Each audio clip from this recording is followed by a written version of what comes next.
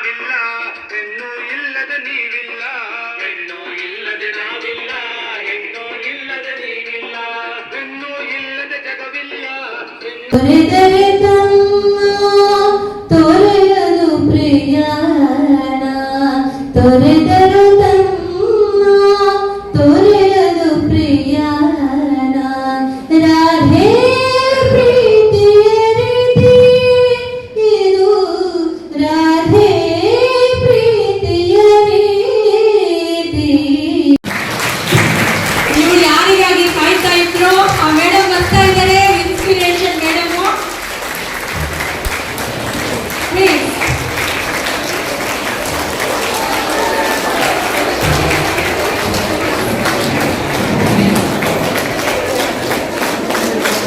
ಜೋರಾದ ಚಪ್ಪಳೆ.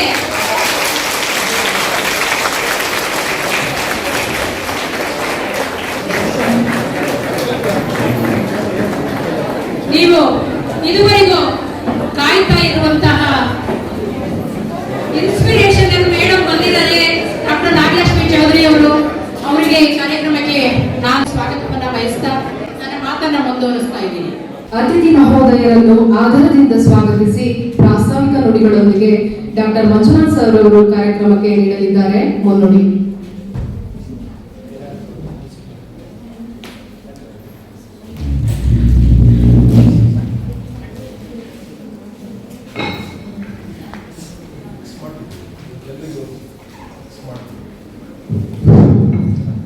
ಎಲ್ರಿಗೂ ನಮಸ್ಕಾರಗಳು. ಕರ್ನಾಟಕ ಸರ್ಕಾರದಿಂದ ಒಂದು ವಾರದ ಹಿಂದೆ ಒಂದು ಫೋನ್ ಬಂತು, ಸಹ್ಯಾದ್ರಿ ವಿಜ್ಞಾನ ಕಾಲೇಜಿನಲ್ಲಿ ಕಾರ್ಯಕ್ರಮವನ್ನು ಮಾಡಬೇಕು, ಮಹಿಳೆಯರೊಂದಿಗೆ ಕರ್ನಾಟಕ ರಾಜ್ಯ ಮಹಿಳಾ ಆಯೋಗದ ಮಾನ್ಯ ಅಧ್ಯಕ್ಷರಾದಂತಹ ಡಾಕ್ಟರ್ ನಾಗಲಕ್ಷ್ಮಿ ಚೌಧರಿ ಅವರು ವಿದ್ಯಾರ್ಥಿಗಳ ಜೊತೆಯಲ್ಲಿ ವಿದ್ಯಾರ್ಥಿಗಳೊಂದಿಗೆ ಮಾತಾಡಿ ಸಂವಾದ ಮಾಡಬೇಕು ಅಂತ ಹೇಳಿ ಸೈನ್ಸ್ ಕಾಲೇಜಿನಲ್ಲಿ ಫಿಕ್ಸ್ ಆಗಿತ್ತು. ಹೌದು, ನಾನು ಸಹ ಅಲ್ಲಿರುವಂಥ ನನ್ನ ಸ್ನೇಹಿತರಾಗಿರೋದ್ರಿಂದ ಸಹ್ಯಾದ್ರಿ ಆರ್ಟ್ಸ್ ಕಾಲೇಜಿನ ವಿದ್ಯಾರ್ಥಿಗಳ ಜೊತೆಗೂ ಸಂವಾದ ಮಾಡಬೇಕು ಅಂತ ಅದನ್ನ ಸಹ್ಯಾದ್ರಿ ವಿಜ್ಞಾನ ಕಾಲೇಜಿನ ಪ್ರಾಚಾರ್ಯರಾದಂತಹ ಗೌರವಾನ್ವಿತ ಡಾಕ್ಟರ್ ಎನ್ ರಾಜೇಶ್ವರಿ ಮೇಡಮ್ ಅವರ ಹತ್ರ ಕೇಳ್ಕೊಂಡಾಗ ಬಹಳ ಸಂತೋಷದಿಂದ ಅವರು ಮತ್ತು ಅಲ್ಲಿನ IKC ಸಂಚಾಲಕರಾದ ಡಾಕ್ಟರ್ ಪ್ರೊಫೆಸರ್ ಜಿ ಕೃಷ್ಣಮೂರ್ತಿ ಅವರು ಒಪ್ಪಿಕೊಂಡ್ರು. ನಮ್ಮ ಕಾಲೇಜಿನ ಪ್ರಾಚಾರ್ಯರು ಸಹ ಒಪ್ಪಿದ ನಂತರದಲ್ಲಿ ನಮ್ಮ ಕಾಲೇಜಿನ ಮಹಿಳಾ ಸಬಲೀಕರಣ ಘಟಕದ ಡಾಕ್ಟರ್ ಆಲಮ್ಮ ಮೇಡಮ್ ಅವರು ಮತ್ತು ರೆಡ್ ಕ್ರಾಸ್, ರೇಂಜರ್ಸ್, ಟ್ರವರ್ಸ್ ಮತ್ತು NSS ನ ಎಲ್ಲ ಘಟಕಗಳ ಸಂಚಾಲಕರ ಜೊತೆಗೆ ಚರ್ಚೆ ಮಾಡಿದ ನಂತರದಲ್ಲಿ ಈ ಕಾರ್ಯಕ್ರಮವನ್ನು ಇಂದು ಆಯೋಜಿಸಿದ್ದೀವಿ. ಡಾಕ್ಟರ್ ನಾಗಲಕ್ಷ್ಮಿ ಚೌಧರಿ ಅವರು ಅಧ್ಯಕ್ಷರು, ರಾಜ್ಯ ಮಹಿಳಾ ಆಯೋಗ, ಕರ್ನಾಟಕ ಸರ್ಕಾರ, ಬೆಂಗಳೂರು. ಇನ್ನೇನು ಕೆಲವೇ ನಿಮಿಷಗಳಲ್ಲಿ ನಮ್ಮ ಜೊತೆಗೆ ಸೇರಲಿದ್ದಾರೆ. ಅಂಬೇಡ್ಕರ್ ಭವನದಲ್ಲಿ ಶಿವಮೊಗ್ಗ ನಗರದ ಎಲ್ಲ ಕಾಲೇಜಿನ ವಿದ್ಯಾರ್ಥಿಗಳ ಜೊತೆ ಸಂವಾದ ಕಾರ್ಯಕ್ರಮ ನಡೀತಾ ಇದೆ.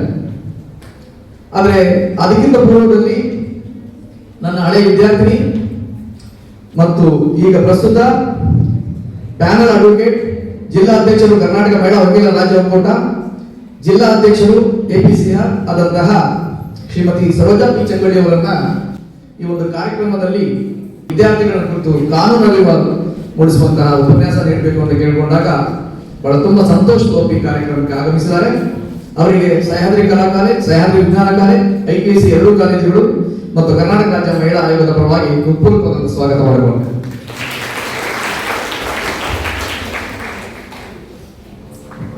ಈ ಕಾರ್ಯಕ್ರಮದ ಅಧ್ಯಕ್ಷತೆಯನ್ನು ವಹಿಸಬೇಕು ಅಂತ ನಮಗೆ ಮಾರ್ಗದರ್ಶನ ನೀಡುತ್ತಿರುವಂತಹ ಕಾಲೇಜಿನ ಗೌರವಾನ್ವಿತ ಪ್ರಾಚಾರ್ಯರಾದಂತಹ doctor S Siraj Ahmed sir ಅವರನ್ನು ಕೇಳಿಕೊಂಡಾಗ ಬಹಳ ಸಂತೋಷ ಈ ಕಾರ್ಯಕ್ರಮಕ್ಕೆ ಆಗಮಿಸಿದ್ದಾರೆ.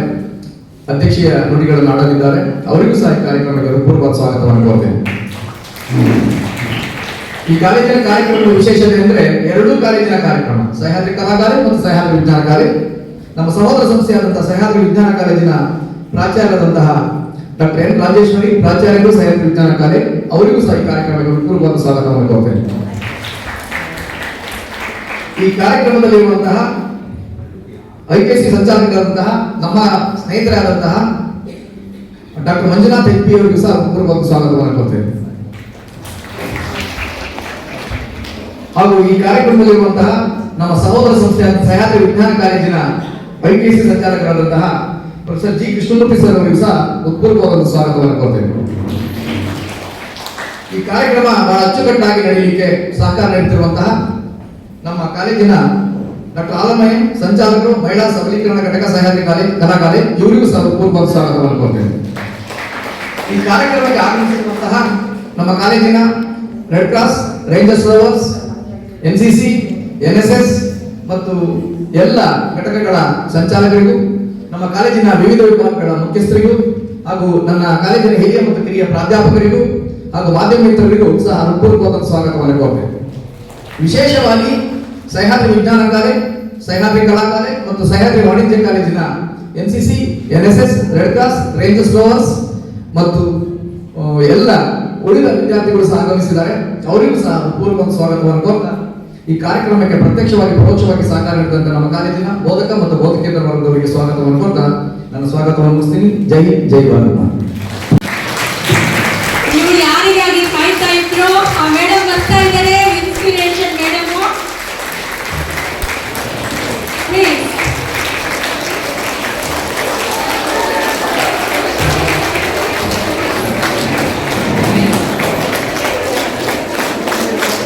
ಜೋರಾದ ಚಪ್ಪಾಳೆ.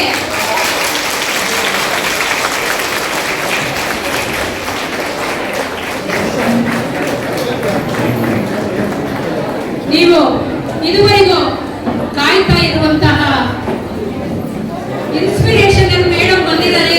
ಡಾಕ್ಟರ್ ನಾಗಲಕ್ಷ್ಮಿ ಚೌಧರಿ ಅವರು, ಅವರಿಗೆ ಈ ಕಾರ್ಯಕ್ರಮಕ್ಕೆ ಬಯಸ್ತಾ ನನ್ನ ಮಾತನ್ನ ಮುಂದುವರಿಸ್ತಾ ಇದ್ದೀನಿ. ಆ ವೇದಿಕೆಯ ಮೇಲೆ ಉಪಸ್ಥಿತರಿರುವಂತಹ ಹಾಗೂ ಈ ಕಾರ್ಯಕ್ರಮದ ಅಧ್ಯಕ್ಷತೆಯನ್ನ ವಹಿಸಿರುವಂತಹ doctor S. Siraj Ahmed sir ಅವರೇ, ಗೌರವ ಉಪಸ್ಥಿತರಿರುವಂತಹ ಡಾಕ್ಟರ್ N. ರಾಜೇಶ್ವರಿ ಮೇಡಮ್ ಅವರೇ, ಮಂಜುನಾಥ್ HP ಅವರೇ, KN ಮಂಜುನಾಥ್ ಸರ್ ಅವರೇ, ಪ್ರೊಫೆಸರ್ G. ಕೃಷ್ಣಮೂರ್ತಿ ಸರ್ ಅವರೇ, ಡಾಕ್ಟರ್ ಹಾಲಮ್ಮ ಅವರೇ, ವೇದಿಕೆಯ ಮುಂದೆ ಆಸೀನರಾಗಿರುವಂತಹ ನೆಚ್ಚಿನ ಪ್ರೊಫೆಸರ್ಗಳೇ, ನನ್ನ ಸಹೋದರಿಯರೇ, ನಾನು ಸಹೋದರಿಯರು ಇಬ್ಬರಿಗೂ ರೆಡಿಯಾಗಿ ಬಂದಿದ್ದೆ ಸ್ಪೀಚ್ ಕೊಡ್ಲಿಕ್ಕೆ. ಯಾಕೆ ಸಹೋದರರಿಲ್ಲ? ಮಹಿಳಾ ಕಷ್ಟಗಳನ್ನ ನಾವೊಂದು ರೂಮಲ್ಲಿ ಕೂಡ ಹಾಕೊಂಡು ನಾವು ಹೇಳ್ಕೊಂಡು ಹತ್ರೆ ಕೇಳಕ್ಕೂ ಬೇಕಲ್ವಾ? ಹಾಗಾಗಿ ಕೋಯೆಡ್ ಆಗಿ ಕಾರ್ಯಕ್ರಮ ಮಾಡಿದ್ರೆ ಚೆನ್ನಾಗಿರ್ತಿತ್ತು. ಯಾಕೆಂದ್ರೆ ನಮ್ಮ ಕಷ್ಟಗಳು ಯಾರಿಗೆ ರೀಚ್ ಆಗ್ಬೇಕು ಅವ್ರಿಗೆ ರೀಚ್ ಆಗ್ಬೇಕಿತ್ತು ಅಂತ ಹೇಳಿ ನನ್ನ ಅಭಿಪ್ರಾಯ. ಮೊದಲನೇದಾಗಿ ನೀವೆಲ್ಲರೂ ಇಲ್ಲೇ ಮಾನಸಿಕವಾಗಿ ದೈಹಿಕವಾಗಿದ್ದೀರಾ ಅನ್ನೋದಕ್ಕೆ ಒಂದು ಟೆಸ್ಟ್ ಕೊಡ್ಬೇಕಾಗಿದೆ. ಯಾವ ರೀತಿ ಟೆಸ್ಟ್ ಅನ್ನ ಕೊಡಬಹುದು? ನಾನು ಯಾರಿಗೂ ಪ್ರಶ್ನೆ ಕೇಳಲ್ಲ, ಹೆದರ್ಕೋಬೇಡಿ. ನಾನು ಇದೇ ಊರಲ್ಲಿ ಡಿಗ್ರಿ ಮಾಡಿ, ಲಾವ್ ಮಾಡಿ, ಇಲ್ಲೇ ನನ್ನ ಭವಿಷ್ಯವನ್ನ ಕಂಡುಕೊಂಡು ಅದರಲ್ಲೂ ನಿಮ್ಮ ಮುಂದೆ ಈ ವೇದಿಕೆಯಲ್ಲಿ ಇದ್ದೀನಿ ಅಂದ್ರೆ ಖುಷಿ ಆಗುತ್ತೆ. ಯಾಕೆಂದ್ರೆ ನೀವು ಎಷ್ಟೋ ಜನ ನಾಳೆ ಇಲ್ಲಿ ಬಂದು ನಿಲ್ಬಹುದು. ನನಗೆ ಕಾನೂನು ಉಪನ್ಯಾಸವನ್ನ ನೀಡಲಿಕ್ಕೆ ಇವತ್ತು ಕರೆದರೂ ಕೂಡ ನಮ್ಮ ಪ್ರಾಕ್ಟಿಕಲ್ ಅನುಭವವನ್ನ ಸಾಂಕೇತಿಕವಾಗಿ ಹೇಳಿಕೊಂಡ್ರೆ ಅದು ನಿಮ್ಮೆಲ್ಲರ ಬದುಕಿನಲ್ಲಿ ಒಂದು ಆದರ್ಶಪ್ರಾಯ ಆಗಬಹುದು ಅಂತೇಳಿ ನಾನು ಭಾವಿಸ್ಕೊಂಡಿದ್ದೀನಿ. ಹಾಗಾಗಿ ನಾನು ಹೇಳಿರುವ ಕಾನೂನು ಅನ್ನೋದೇ ಒಂದು ಕಠಿಣ ಕಡಲೆ ಬೀಜ ಇದ್ದ ಹಾಗೆ, ನೇರವಾಗಿ ಆರ್ಡರ್ ಇಡ್ಲಿ ಸಾಂಬಾರ್ ಅಂತ ಹೇಳಿದ್ರೆ ನಿಮ್ಗೆ ಅರ್ಥ ಆಗೋದಿಲ್ಲ ಅಲ್ವಾ? ಎಲ್ಲ ಧಾರಾವಾಹಿಗಳಲ್ಲಿ ನೋಡ್ತಿರ್ತೀರಾ, ಕೋರ್ಸ್ ಸೀನ್ಗಳನ್ನ, ಮೂವಿಗಳನ್ನ ನೋಡ್ತಾ ಇರ್ತೀರಿ, ವಾಟ್ಸ್ಆಪ್, ಫೇಸ್ಬುಕ್ ಎಲ್ಲರನ್ನು ನೋಡ್ತಾ ಇರ್ತೀರಿ. ಆದ್ರೆ ಸ್ವಾರಸ್ಯಕರವಾಗಿ ಇರಬೇಕು ಕಾನೂನಿನ ಭಾಷಣ ಅಂದ್ರೆ ಮಧ್ಯದಲ್ಲಿ ಬೇರೆ ವಿಷಯಗಳು ಇರಬೇಕು ಅಂತ ಹೇಳಿ ನಾನು ಭಾವಿಸ್ತೇನೆ. ಹೌದಲ್ವಾ?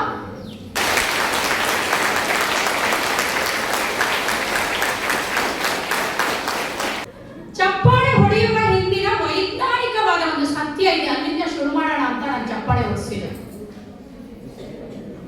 ಚಪ್ಪಾಳೆ ಹೊಡೆಯುವ ಹಿಂದೆ ಒಂದು ವೈಜ್ಞಾನಿಕ ಕಾರಣ ಇದೆ. ಕೈಗಳ ಎರಡು ಘರ್ಷಣೆ ಆಗೋದ್ರಿಂದ ನಮ್ಮ ಕೈಗಳ ಮೂಲಕ ಒಂದು ರಾಸಾಯನಿಕ ಕ್ರಿಯೆ ಉತ್ಪತ್ತಿ ಆಗುತ್ತೆ, ಒಂದು ಹಾರ್ಮೋನ್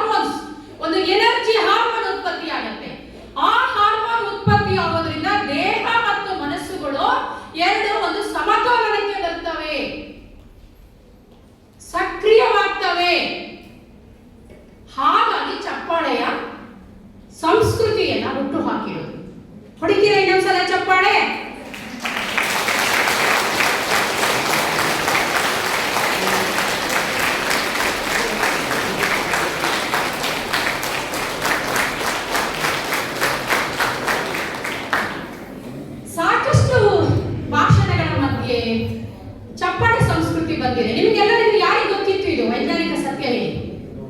ಪರವಾಗಿಲ್ಲ, ಎದ್ದವರು ಕೈ ಎತ್ಬಿಡಿ, ಪರವಾಗಿಲ್ಲ. ತುಂಬಾ ಸಂತೋಷ, 7 ಕೈಗಳೇ ಎತ್ತಿದ್ದೀರಾ, ನೋ ಪ್ರಾಬ್ಲಮ್. ನಾವು ಕಲಿಕೆ, ನೀವು ಸ್ಟೂಡೆಂಟ್ಸ್ ಅಲ್ವಾ, ಕಲಿಯಕ್ಕೆ ಬಂದಿದ್ದೀವಿ. ವೇದಿಕೆ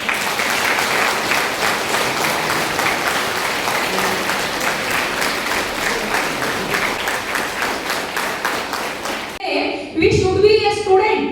ನಾವು ಪ್ರತಿದಿನ ವಿದ್ಯಾರ್ಥಿಗಳಾಗಿದ್ದಾಗ ಮಾತ್ರ ನಾವು ಹೊಸದನ್ನ ಕಲಿಯಲಿಕ್ಕೆ ಸಾಧ್ಯ, ನಮ್ಮ ಮುಖದಲ್ಲಿ ಹೊಸ ಚೈತನ್ಯ ಬರಲಿಕ್ಕೆ ಸಾಧ್ಯ ಅಂತ ನಾನು ಭಾವಿಸ್ಕೊಂಡಿದ್ದೀನಿ.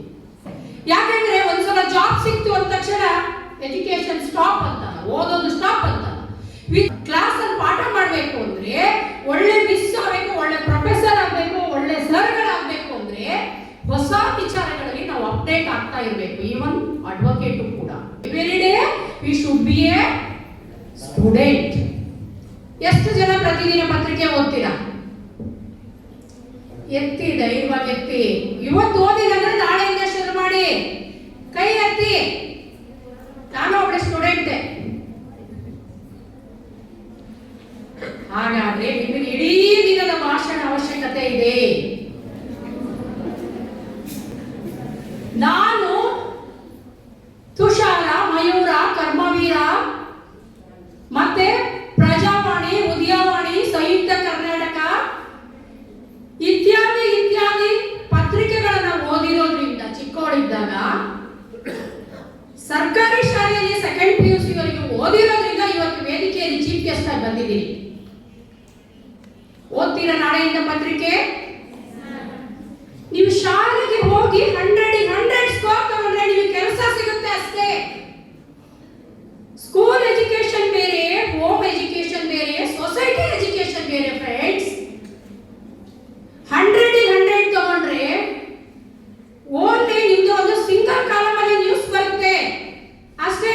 ಶಿ ಇಸ್ ಎ ಟಾಪರ್ ಅಂತ. ಜೀವನ ಪೂರ್ತಿ ನೀವು ಟಾಪರ್ ಆಗ್ಬೇಕು, ಒಳ್ಳೆ ಅಮ್ಮ ಆಗ್ಬೇಕು, ಒಳ್ಳೆ ಅಕ್ಕ ಆಗ್ಬೇಕು, ಒಳ್ಳೆ ತಂಗಿ ಆಗ್ಬೇಕು, ನಾಳೆ ಒಳ್ಳೆ ಮಿಸ್ ಆಗ್ಬೇಕು ಅಂದ್ರೆ ನಿಮಗೆ ಎಕ್ಸ್ಟ್ರಾ ರೀಡಿಂಗ್ ಬೇಕು. ಮತ್ತೊಮ್ಮೆ ಹೇಳ್ತಾ ಇದ್ದೀನಿ ಗಂಟಘೋಷವಾಗಿ, ನಾನು ಎಕ್ಸ್ಟ್ರಾ ರೀಡಿಂಗ್ ಮಾಡಿದ್ರಿಂದ ಇವತ್ತು ಗೆಸ್ಟ್ ಆಗಿ ಬಂದಿದ್ದೀನಿ. ಶಾಲಾ ಎಜುಕೇಶನ್ ನನಗೆ ಸಾಕಾಗಿಲ್ಲ, ಇನ್ನು ಹಸುವಿನ ದಾಹ ಇದೆ ನನಗೆ. ಹಾಗಾಗಿ ಪ್ರತಿದಿನ ನಿಮಗೆ ದೊಡ್ಡ ಲೈಬ್ರರಿ ಇದೆ. ನಾನು ಗೂಗಲ್ ಅಲ್ಲಿ ನೋಡ್ಕೊಂಡು ಬಂದಿದ್ದೀನಿ ನಿಮ್ಮ ಕಾಲೇಜ್ ಹಿಸ್ಟ್ರಿ ಎಲ್ಲ. ಯಾಕೆಂದ್ರೆ ಎಲ್ಲ ಡಿಗ್ರಿ ಅವ್ರು ಇದಾವೆ ಅಂದ್ರೆ ನೀವು ಕ್ರಾಸ್ ಕ್ವಶನ್ ಮಾಡ್ತೀರಿ, ಸ್ವಲ್ಪ ಹೋಮ್ ವರ್ಕ್ ಬಿಂದಾಸ್ ಮಾಡ್ಕೊಂಡ್ ಬರ್ಬೇಕು ಅಲ್ವಾ. ರಾತ್ರಿ 1-1:30ವರೆಗೆ ಹೋಮ್ ವರ್ಕ್ ಮಾಡಿದ್ದೀನಿ. ಸಹ್ಯಾದ್ರಿ ಕಾಲೇಜ್ ಹಿರಿಮೆ ಏನು, ಗರಿಮೆ ಏನು ಅಂತ. ಅಲ್ಲ, ಮತ್ತೆ ಸ್ವಾರಸ್ಯ ಇಲ್ಲ ಅಂದ್ರೆ ನೀವು ಆ ಕಡೆ ಬಾಗ್ಲಲ್ಲಿ ನೋಡೋಗ್ತೀರಾ, ಹೌದಾ ಅಲ್ವಾ? ಸಮಯ ಆಗಿದೆ, ನನಗೆ ತಿಳಿದಿದೆ, ನಿಮಗೂ ಹಸಿವಾಗಿದೆ, ನನಗೂ ಹಸಿವಾಗಿದೆ. ಯಾರಿಗೆ ಅರ್ಜೆಂಟ್ ಇದೆ? ಸರ್ ಹೇಳಿದ್ರು ಸ್ಟೂಡೆಂಟ್ಸ್ ಹಿಡ್ಕೊಳಕ್ಕಾಗಲ್ಲ, ಹೋಗ್ಬಿಡ್ತಾರೆ ಮೇಡಮ್ ಬರ್ರಿ ಅಂತ. ಯಾರಿಗೆ ಅರ್ಜೆಂಟ್ ಇದೆ ಹೇಳ್ಬಿಡಿ, ಧೈರ್ಯವಾಗಿ ಎದ್ದೋಗಿ. ಹೊಸ ವಿಚಾರಗಳನ್ನ ನಾನು ತಿಳ್ಕೊಳಕ್ ರೆಡಿ ಇಲ್ಲ, ನಾನು ಫುಲ್ಲಿ ಜಾಣೆ, ನಾನು ಫುಲ್ಲು ಪರ್ಫೆಕ್ಟ್ ಇದ್ದೀನಿ ಅನ್ನೋರು ಯಾರು ಇದ್ದರೆ ಎದ್ದು ಹೋಗ್ತಾ ಇರ್ಬೋದು. ಅರ್ಜೆಂಟ್ ಇದೆಯಾ ಯಾರಿಗಾದ್ರೂ? ಹೇಳಿ, ಬೇಜಾರಾಗಬೇಡಿ, ನಿಮಗೂ ರೈಟ್ಸ್ ಇದೆ. ಮೈಕ್ ಹಿಡಿದವರಿಗೆ ಮಾತ್ರ ರೈಟ್ಸ್ ಇಲ್ಲ. ನಾನು ಪರಿಪೂರ್ಣ, ನನಗೆಲ್ಲ ನಾಲೆಡ್ಜ್ ಇದೆ. ಇವ್ರ ಭಾಷಣ ಬೇಡ ಎದ್ದೋಗಿ. ಇಲ್ಲ ಅಲ್ಲ, ನಮ್ಮ ಮಾತುಗಳಿಂದ ಎಲ್ಲಾದರೂ ಎಷ್ಟು ಸಂಖ್ಯೆಯಲ್ಲಿ ಇದೀರ ನೀವು? 500-600 ಜನ, 10 ಜನ ಬದಲಾದರೂ ನಮ್ಮ ಇವತ್ತಿನ ಕಾರ್ಯಕ್ರಮ ಸಾರ್ಥಕ ಅಂತ ನಾನು ಭಾವಿಸ್ತೀನಿ. ನಾಳೆ ಕ್ಲಾಸಲ್ಲಿ ಸರ್ಗಳಿಗೆ, ಮ್ಯಾಮ್ಗಳಿಗೆ ಬೈಬೇಡಿ, ಬೈಯೋ ಮೇಡಮ್ ಕರ್ಸಿದೀರಾ ಅಂತ. ಬೈತೀರಾ ಫ್ರೆಂಡ್ಸ್? ಇಲ್ಲ ಅಲ್ವಾ? ನಾನು ಅತ್ಯಂತ ಗ್ರಾಮೀಣ ಪ್ರದೇಶದಿಂದ ಬಂದವಳು. ಬೆಳಿಗ್ಗೆ 10 ಮೈಲಿ, ಸಾಯಂಕಾಲ 10 ಮೈಲಿ ನಡ್ಕೊಂಡು ಹೋಗಿ ಶಾಲೆಯಲ್ಲಿ ವಿದ್ಯಾಭ್ಯಾಸ ಮಾಡಿರುವ ವಿದ್ಯಾರ್ಥಿನಿ ನಾನು. ನಿಮಗೆ ಮನೆ ಮುಂದೆ ಆಟೋ ಬರುತ್ತೆ, ಬಸ್ ಬರುತ್ತೆ, ಬಸ್ಸಲ್ಲಿ ಬರ್ತೀರಿ, ಆಟೋದಲ್ಲಿ ಬರ್ತೀರಿ, ಅಪ್ಪ ಅಮ್ಮ ಪಿಕಪ್ ಕೊಡೋರಿದ್ದಾರೆ. 10 ಮೈಲಿ ಬೆಳಗ್ಗೆ ಸಂಜೆ, ರಾತ್ರಿ 10 ಮೈಲಿ. ಕುಗ್ರಾಮದಿಂದ ಬಂದವಳು ನಾನು. ಹೊಳೆ, ಹಳ್ಳ, ಸಂಕ, ಕಾಲ್ ಸಂಕ ಎಲ್ಲ ದಾಟ್ಕೊಂಡು ವಿದ್ಯಾಭ್ಯಾಸ ಮಾಡಿರೋಳು ನಾನು. ಯಾಕೆ ಹೇಳ್ತಾ ಇದ್ದೀನಿ ಅಂದ್ರೆ, ಸಾಕಷ್ಟು ಜನ ಗ್ರಾಮೀಣ ಪ್ರದೇಶದಿಂದ ಬಂದವರಿದ್ದೀರಾ. ಸತ್ಯವನ್ನ ಹೇಳ್ಕೊಳ್ಳೋದು ನನಗೆ ನಾಚಿಕೆ ಇಲ್ಲ. ಯಾಕೆಂದ್ರೆ ನನಗೆ ಹಸಿವಿನ ಬೆಲೆ ಗೊತ್ತಿದೆ. ಗೊತ್ತಿದೆ, ವಿದ್ಯೆಯ ಬೆಲೆ ಗೊತ್ತಿದೆ, ಅನ್ನದ ಬೆಲೆ ಗೊತ್ತಿದೆ. ಹಾಗಾಗಿ ಧೈರ್ಯವಾಗಿ ಮಾತಾಡ್ತಾ ಇದ್ದೀವಿ. ನೀವು ಪಾರ್ಲಿಮೆಂಟ್ಗೆ ಕರ್ಕೊಂಡೋಗಿ ನಿಲ್ಲಿಸ್ರಿ, ವಿಧಾನಸೌಧಕ್ಕೆ ಕರ್ಕೊಂಡೋಗಿ ನಿಲ್ಲಿಸಿ, ಇದೇ ವಯಸ್ಸಲ್ಲಿ ಇದೇ ಸತ್ಯ ಹೇಳ್ತೀವಿ. ಯಾಕೆಂದ್ರೆ ನಾವು ಸ್ವಯಂ ಚೇತನರಾಗಿ ಬೆಳೆದು ಬಂದಿರೋ. ಯಾವ ಕಾರಣಕ್ಕೆ ನನ್ನ ವೇದಿಕೆ ಕರೆದ್ರು ನನಗೆ ಗೊತ್ತಿಲ್ಲ, ಆದ್ರೆ ನಾನು ಸತ್ಯದ ಕೆಲವೊಂದು ಮಾತು ಹೇಳ್ತಾ ಇದ್ದೀನಿ. ಯಾಕೆಂದ್ರೆ ನನ್ನ ಲಿಟ್ಲ್ ಸಿಸ್ಟರ್ಸ್ ಇದೀರಲ್ಲ, ಸಹೋದರಿಯರು ಸಾಕಷ್ಟು ಜನ ಗ್ರಾಮೀಣ ಪ್ರದೇಶದಿಂದ ಬಂದಿರ್ತೀರಾ. ಹಾಗಾಗಿ ಹೇಳ್ತಾ ಇದ್ದೀನಿ, ನಾನು ಸೆಕೆಂಡ್ PUC ಗೌರ್ಮೆಂಟ್ ಸ್ಕೂಲಲ್ಲೇ ಓದಿರೋದು. ಆ ಗೌರ್ಮೆಂಟ್ ಸ್ಕೂಲು ಮತ್ತೆ ನನಗೆ ಎಕ್ಸ್ಟ್ರಾ ರೀಡಿಂಗ್ ಇಂದ ನಾನು ವೇದಿಕೆಗೆ ಬಂದೆ ಅಂತ ಹೇಳ್ತಾ ಇದ್ದೀನಿ ಮತ್ತೊಮ್ಮೆ. ಹಾಗಾಗಿ ನೀವು ಒಳ್ಳೆಯ ಲೈಬ್ರರಿ ಇದೆ, ನಿಮಗೆ ಒಳ್ಳೆಯ ಲೈಬ್ರರಿ ಇದೆ, ಓಡ್ ಹೋಗ್ಬೇಡಿ. ಒಬ್ರು ಸರ್ ಇಲ್ಲ, ಪ್ರೊಫೆಸರ್ ಯಾರು ಇಲ್ಲ ಅಂದ್ರೆ, ಮ್ಯಾಮ್ ಇಲ್ಲ ಅಂದ್ರೆ ಹೋಗಿ ಲೈಬ್ರರಿ ಕೂತ್ಕೊಳ್ಳಿ, ಹೊಸ ವಿಚಾರ ತಿಳ್ಕೊಳ್ಳಿ. ನಾಳೆ ನಿಮ್ಗೆ ಬದುಕಿಗೆ ಅದು ಆಧಾರ ಸ್ತಂಭ ಆಗತ್ತೆ. ಪಬ್ಲಿಕ್ ಅಲ್ಲಿ ಎಲ್ಲರೂ ಮಾತಾಡಿ 5 ನಿಮಿಷ ಅಂದ್ರೆ ನಿಮ್ಮಲ್ಲಿ ಒಂದು ಸೋರ್ಸ್ ಇರ್ಬೇಕು. ವಿತೌಟ್ ಸ್ಕ್ರಿಪ್ಟ್ ಮಾತಾಡೋ ಹಂಗೆ ಆಗುತ್ತೆ ಅಂದ್ರೆ ನಮ್ಗೆ ಸಾಕಷ್ಟು ಫೀಡ್ಬ್ಯಾಕ್ ಇರಬೇಕು. ಪುಸ್ತಕದ ವಿದ್ಯೆ 20 ವರ್ಷದವರೆಗೂ 70 ವರ್ಷದವರೆಗೂ ನಮ್ಮನ್ನು ಕೊಂಡೊಯ್ಯುವಂಥದ್ದು ಯಾವುದು? ಮಸ್ತಕದ ವಿದ್ಯೆ. ಬೋರ್ ಆಗ್ತಾ ಇದೆಯಾ? ಇಲ್ಲ ತಾನೆ? ನಾವು ಏನಾದ್ರೂ ಕಾಲೇಜ್ ಡೇಸ್ ಅಲ್ಲಿ ಎಕ್ಸ್ಟ್ರಾ ತಿಳ್ಕೊಂಡ್ರೆ ಮಾತ್ರ ನಾವು ಎಕ್ಸ್ಟ್ರಾ ಹೇಳಿ ಫೇಸ್ ವ್ಯಾಲ್ಯೂನ ಗೇನ್ ಮಾಡ್ತೀವಿ ಲೈಫ್ ಅಲ್ಲಿ. ನಾವು ಎಲ್ಲರೊಳಗೊಂದು ಮಂಕುತಿಮ್ಮ, ಅವಳೆ ಇವಳೆ ಅವಳು ಮಾಮೂಲಿ. ಯಾವ ಸೆಮ್? ನನ್ನ ಸೆಕೆಂಡ್ ಸೆಮ್, ನನ್ನ ಥರ್ಡ್ ಸೆಮ್, ನನ್ನ ಫೋರ್ತ್ ಸೆಮ್, ಇಷ್ಟೇ. ನೀವು ಮನೆಯಲ್ಲಿದ್ರು ಕರೆಸ್ಪಾಂಡೆನ್ಸ್ ಮಾಡಬಹುದು ಅಲ್ವಾ? ಅಲ್ಲಿಂದ ಇಲ್ಲಿವರೆಗೂ ಬಸ್ ಚಾರ್ಜ್ ಇಷ್ಟು ಕ್ಯೂಟ್ ಆಗಿ ಯೂನಿಫಾರ್ಮ್ ಹಾಕೊಂಡು ಇಲ್ಲಿಂದ ಒಳ್ಳೆ ಆಡಿಟೋರಿಯಂ ಕುತ್ಕೊಂಡಿದ್ದೀರಿ ಅಂದ್ರೆ ಇದರ ಹಿಂದೆ ಪೋಷಕರ ಶ್ರಮ ತುಂಬಾ ಇರುತ್ತೆ. ನಾವು ಪೋಷಕರಿಗೆ ಏನ್ ಕೊಡ್ತೀವಿ? ಔಟ್ಕಮ್. SSLC PUC ಓದೋದು, ಯಾವ್ದೋ ಕಂಪನಿ ಸೈಡ್ ಸೇರ್ಕೊಳ್ಳೋದು ನಮ್ ಕೈ ಕೆಳಗೆ. ಅವ್ರು ಕೊಟ್ಟಿಲ್ಲ ಅಂತ ಬಹಳ ಜನ ತಿಳ್ಕೊಂಡ್ಬಿಟ್ಟಿದ್ದಾರೆ. ಇತ್ತೀಚಿನ ಸರ್ವೆಯನ್ನ ನಾನು ಸ್ಟಡಿ ಮಾಡಿದ್ದೀನಿ. 28% ಮಾತ್ರ ಹೈಯರ್ ಎಜುಕೇಶನ್ಗೆ ಹೋಗ್ತಾ ಇದ್ದಾರೆ ವಿದ್ಯಾರ್ಥಿಗಳು. ಡಬಲ್ ಡಿಗ್ರಿಗೆ ಹೋಗ್ತಾ ಇದ್ದರು. ಇತ್ತೀಚಿನ ಸಮೀಕ್ಷೆ ಪ್ರಕಾರ ಕೇವಲ 100ಕ್ಕೆ 28 ಜನ ಮಾತ್ರ, 28% ಮಾತ್ರ ಹೈಯರ್ ಎಜುಕೇಶನ್ಗೆ ಹೋಗ್ತಾ ಇದ್ದಾರೆ. ಹಾಗಾದ್ರೆ ಶಿಕ್ಷಣ ಸಂಸ್ಥೆಗಳೇ ಇಲ್ವೇ? ನಾಯಿ ಕೋಡೆಗಳಂತೆ ಪ್ರತಿದಿನ ಹುಟ್ಕೊಳ್ಳುವಂತ ಶಿಕ್ಷಣ ಸಂಸ್ಥೆಗಳಿಲ್ವೇ? ಸರ್ಕಾರಿ ಶಿಕ್ಷಣ ಸಂಸ್ಥೆಗಳಿಲ್ವಾ? ಪ್ರೈವೇಟ್ ಇಲ್ವಾ? ಯಾಕೆ ಅರ್ಧದಲ್ಲಿ ಸಂಸ್ಥೆಗಳಿಲ್ವಾ? ಪ್ರೈವೇಟ್ ಇಲ್ವಾ? ಯಾಕೆ ಅರ್ಧದಲ್ಲಿ ಬಿಡ್ತಾ ಇದ್ದೀರಿ? ನಿಮ್ಗೆ ಜೀವನದಲ್ಲಿ ಆಸಕ್ತಿ ಇಲ್ಲ. ಜೀವನದಲ್ಲಿ ಆಸಕ್ತಿ ಇರಬೇಕು ಅಂದ್ರೆ ಆಸಕ್ತಿ ಎಲ್ಲಿಂದಲೂ ಬರೋದಲ್ಲ, ಮಂತ್ರದಿಂದ ಮಾವಿನಕಾಯಿ ಉದುರೋದಿಲ್ಲ. ನಾವು ಆಸಕ್ತಿಯನ್ನು ಹುಟ್ಟಿಸ್ಕೋಬೇಕು.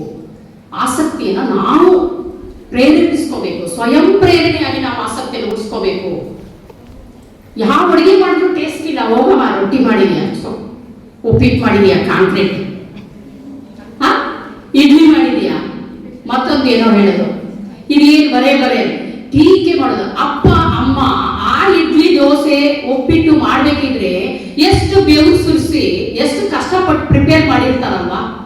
ಒಂದು ಹೊತ್ತಿನ ಊಟ ಇಲ್ಲದ ಎಷ್ಟೋ ಲಕ್ಷಾಂತರ ಜನ ಇರುವಾಗ ಅಪ್ಪ ಅಮ್ಮ ದುಡಿದು ಕೊಟ್ಟಿರೋ ಪ್ರಸಾದದಲ್ಲಿ ಎಷ್ಟು ಖುಷಿಯಾಗಿ ನಾವು ಬದುಕಬೇಕು ಅಲ್ವಾ. ಹಾಗೆ ಪ್ರತಿಯೊಂದು ಕ್ಷಣದಲ್ಲಿ ಲೈಫ್ ಎಂಜಾಯ್ಮೆಂಟ್ ಮಾಡೋದು ಕಲ್ತ್ಕೋಬೇಕು. ಹಾಗೆ ಈ ಕಾಲೇಜಿನ ಹಿರಿಮೆ ಗರಿಮೆ ನಿಮ್ಗೆ ಗೊತ್ತೇ ಇದೆ. ಪ್ರೊಫೆಸರ್ CN ರಾವ್ ಅವರು ಓದಿರುವ ಕಾಲೇಜು, ನಾ ಡಿಸೋಜ ಅವರು ಓದಿರುವ ಕಾಲೇಜಿದು, ಪೂರ್ಣಚಂದ್ರ ತೇಜಸ್ವಿ ಅವರು ಓದಿರುವ ಕಾಲೇಜಿದು, ಹಾಗೆ KV ಸುಬ್ಬಣ್ಣ ಅವರು ಓದಿರುವಂತ ಕಾಲೇಜು ಇದು. ಹಾಗೆ DH ಶಂಕರಮೂರ್ತಿಯಿಂದ ಹಿಡಿದು ಜ್ಞಾನಪೀಠ ಪ್ರಶಸ್ತಿ ಪುರಸ್ಕೃತ ಅನಂತಮೂರ್ತಿ ಅವರು ಓದಿರುವ ಕಾಲೇಜಿನಲ್ಲಿ ಓದ್ತಾ ಇರುವ ನೀವೆಂತ ಭಾಗ್ಯವಂತರು ಮಕ್ಕಳೇ. ಹಾಕಿ ಕ್ಲಾಸ್ ಹಾಕಿ ಖುಷಿ ಪಡಿ. ನಿಮ್ಮಲ್ಲಿ ಎಷ್ಟು ಜನ ಸೆಕೆಂಡ್ ಗಾಂಧೀಜಿ ಇದ್ದೀರೋ, ಸೆಕೆಂಡ್ ಅಂಬೇಡ್ಕರ್ ಇದ್ದೀರೋ, ಸೆಕೆಂಡ್ ಇಂದಿರಾ ಗಾಂಧಿ ಇದ್ದೀರೋ, ಸೆಕೆಂಡ್ ನಾಗಲಕ್ಷ್ಮಿ ಚೌಧರಿ ಇದ್ದೀರೋ? ಹೌದಲ್ವಾ? ಯಾಕೆಂದ್ರೆ ಪ್ರತಿಯೊಬ್ಬರಲ್ಲೂ ಒಂದು ಪೊಟೆನ್ಶಿಯಾಲಿಟಿ ಇದ್ದೇ ಇರುತ್ತೆ. ಅದನ್ನ ನಾವು ಎಕ್ಸ್ಪೋಸ್ ಮಾಡ್ಕೋಬೇಕು, ನಾವು ಇಂಪ್ರೂವ್ ಮಾಡ್ಕೋಬೇಕು. ಪಕ್ಕದವರಿಗಿಂತ ನಾವು ಡಿಫ್ರೆಂಟ್ ಅನ್ನೋದನ್ನ ವಿದ್ಯಾರ್ಜನೆಯಲ್ಲಿ ನಾವು ತೋರಿಸ್ಕೊಳ್ಳೋಕೆ ನಾವು ಮಾನಸಿಕವಾಗಿ ಯೋಚನೆ ಮಾಡ್ತಾ ಇದ್ರೆ ಹೊಸದನ್ನು ಹುಡುಕ್ತೀವಿ. ಬೋರ್ ಆಗ್ತಾ ಇದೆಯಾ? ಕೂತ್ಕೊಂಡ್ಬಿಡ್ಲ ಹೋಗಿ? ಎಲ್ಲ ಕೊರಿಯಾಲಜಿ ಮೇಡಮ್ ಕಳಿಸಿದೀವಿ ಅಂತೀರಾ? ಕರೆಸಿದ್ದಾರೆ ಅಂತ ಬೈಕೋತೀರಾ? ಇಲ್ಲ ಅಲ್ವಾ? ಹಾಗೆ ನಿಮ್ಮಲ್ಲಿ ನಾನು ಹೇಳ್ದ ಹಾಗೆ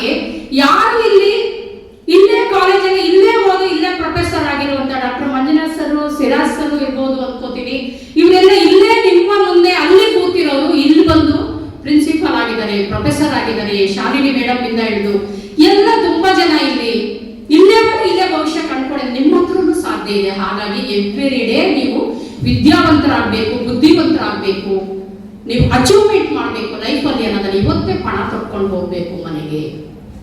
ನನ್ಗೇನು ಆಗಲ್ಲ ಅಂತ ಅಂದ್ಕೋಬಾರ್ದು.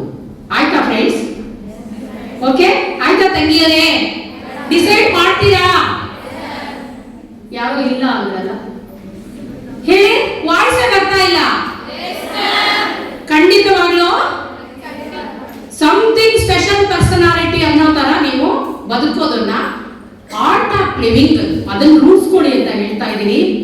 ಹಾಗೆ ಇನ್ನು ನಿಮಗೆ ಶಿಕ್ಷಣದ ಮಹತ್ವದ ಬಗ್ಗೆ ಹೇಳಲೇಬೇಕು. ಶಿಕ್ಷಣ ಅನ್ನೋದು ನಮ್ಮ ಜ್ಞಾನವನ್ನ, ನಮ್ಮ ಚಿಂತನೆಯನ್ನ, ನಮ್ಮ ವ್ಯಕ್ತಿತ್ವವನ್ನ ರೂಪಿಸುವಂಥದ್ದು. ಒಂದು ಕನ್ನಡಿ ಇದ್ದ ಹಾಗೆ. ಎಷ್ಟೋ ಜನ ಬರ್ತೀವಿ, ಯಾಕೆ ಬರ್ತೀವಿ? ಇವತ್ತು ಮಂಡೇ ಅದಕ್ಕೆ ಬರ್ತೀವಿ. ಯಾಕೆ ಬರ್ತೀವಿ? ಇವತ್ತು ಸಂಡೇ ಮನೇಲಿ ಇರ್ತೀವಿ, ಇವತ್ತು ಟ್ಯೂಸ್ಡೇ ಕಾಲೇಜಿಗೆ ಬರ್ತೀವಿ. ಇಷ್ಟೇ ತಿಳ್ಕೊಂಡ್ಬಿಟ್ಟು ಯೂನಿಫಾರ್ಮ್ ಹಾಕ್ಬೇಕು, ಸ್ನಾನ ಮಾಡಿ ಯೂನಿಫಾರ್ಮ್ ಹಾಕೊಳ್ಳೋದು, ಲಂಚ್ ಬ್ಯಾಗ್ ಹೊತ್ಕೊಂಡು ಬಂದ್ಬಿಡೋದು ಅಲ್ಲ. ಪ್ರತಿದಿನ ಹೊರಗೆ ಹೊರಡುವಾಗ ನೀವು ಹೊಸ ಏಮನ್ನ ಇಟ್ಕೊಡಿ. ಇವತ್ತು ಅಂಬೇಡ್ಕರ್ ಇರ್ಬೋದು, ಗಾಂಧೀಜಿ ಇರ್ಬೋದು, ಸ್ವಾಮಿ ವಿವೇಕಾನಂದ 40 ವರ್ಷಕ್ಕೆ ವರ್ಲ್ಡ್ ಫೇಮಸ್ ಹೇಗಾದ್ರು? ಅವ್ರು ಬದುಕಿದ್ದು ಎಷ್ಟು ವರ್ಷ ಗೊತ್ತಾ ವಿವೇಕಾನಂದರು?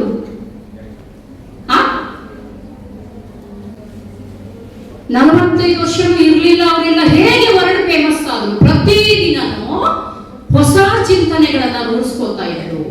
ಆ ರೀತಿ ಚಿಂತನೆಗಳನ್ನ ಮೈಗೂಡಿಸ್ಕೊಳ್ಳೋದನ್ನ ಪ್ರಾಕ್ಟೀಸ್ ಮಾಡಿ. ಜ್ಞಾನವೇ ಜೀವನದ ನಿಜವಾದ ಆಭರಣ ಅನ್ನೋದನ್ನ ನೀವು ಅರ್ಥ ಮಾಡ್ಕೋಬೇಕು.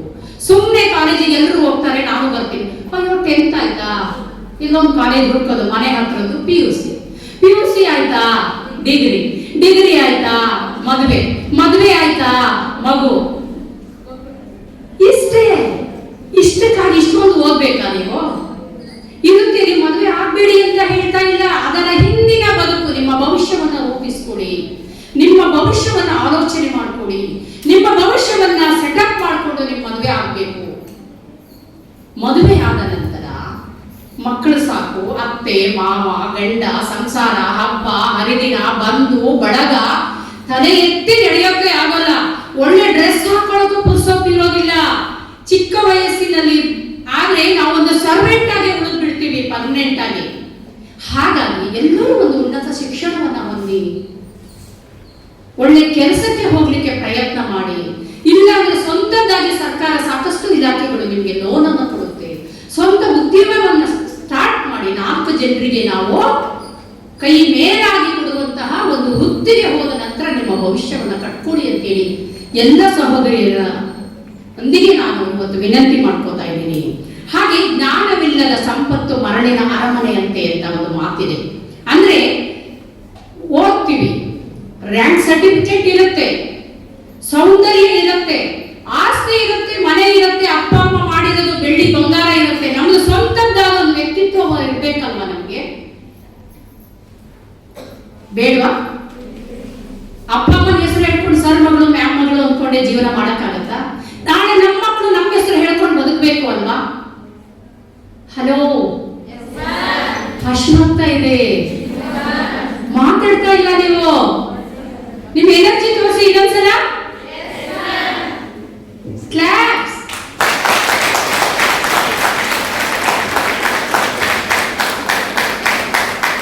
ಹಾಗೆ ನಮ್ಮ ಜೀವವನ್ನ ಜೀವಂತವಾಗಿಡುವುದು ಉದ್ಯೋಗ ಮಾತ್ರ ಅಂತ ಹೇಳಿ ನಾನು ಕಂಡುಕೊಂಡಿದ್ದೀನಿ, ನೀವು ಕಂಡುಕೋಬೇಕು. ಎಲ್ಲರೂ ಬದುಕ್ತೀವಿ, ಆದ್ರೆ ಜೀವಂತವಾಗಿ ಬದುಕೋರ ಸಂಖ್ಯೆ ಕಡಿಮೆ. ಯಾರದೋ ಅಡಿಯಾಳಾಗಿ ಯಾರಿದೋ ಹೇಳೋದು ಕೆಲಸವನ್ನ ಮಾಡಿಕೊಂಡು ಸರ್ವೆಂಟು ಒಂದು ಕೆಲಸನೇ ಇರೋಣ. ಯಾಕಂದ್ರೆ ಪ್ರೊಫೆಸರ್ ಪ್ರಿನ್ಸಿಪಾಲ್ ಜೊತೆ ಅಟೆಂಡರ್ಗಳು ಬೇಕು ಶಾಲೆಯನ್ನ ಸ್ವಚ್ಛವಾಗಿ ಇಡ್ಲಿಕ್ಕೆ, ಪ್ರತಿಯೊಂದು ಕೆಲಸಕ್ಕೂ ಬೇಕಾಗ್ತಾರೆ. ಆದರೆ ಅದರ ಹಿಂದೆ ಏನಿರುತ್ತಲ್ಲ ಅದರ ಬದುಕನ್ನ ನೀವು ಕಟ್ಕೊಳ್ಳಿ ಅನ್ನೋದನ್ನ, ವಿದ್ಯೆಯ ವ್ಯಾಲ್ಯೂವನ್ನ ಹೇಳ್ತಾ ಇದ್ದೀನಿ. ದಯವಿಟ್ಟು ನೀವೆಲ್ಲ ಉನ್ನತ ಶಿಕ್ಷಣವನ್ನ ಪಡ್ಕೋಬೇಕು, ಉಜ್ವಲ ಭವಿಷ್ಯವನ್ನ ಹೊಂದಬೇಕು ಅಂತ. ಹಾಗೆ ಒಬ್ಳು ಅಡ್ವೊಕೇಟ್ ಆಗಿ ಇಲ್ಲಿಗೆ ಬಂದಿರೋದ್ರಿಂದ ನಾನು ಕಾನೂನಿನ ಬಗ್ಗೆ ಕೆಲವೊಂದು ಮಾಹಿತಿಯನ್ನಾದರೂ ಕೊಡಲೇಬೇಕು. ಕಾನೂನಿನ ಅರಿವಿನಿಂದ ವಿದ್ಯಾರ್ಥಿಗಳು ತಮ್ಮ ಹಕ್ಕು ಮತ್ತೆ ಕರ್ತವ್ಯಗಳನ್ನ ನಿಭಾಯಿಸಲಿಕ್ಕೆ ಸಾಧ್ಯ ಆಗುತ್ತೆ. ಓನ್ಲಿ ಶಾಲಾ ಶಿಕ್ಷಣವನ್ನ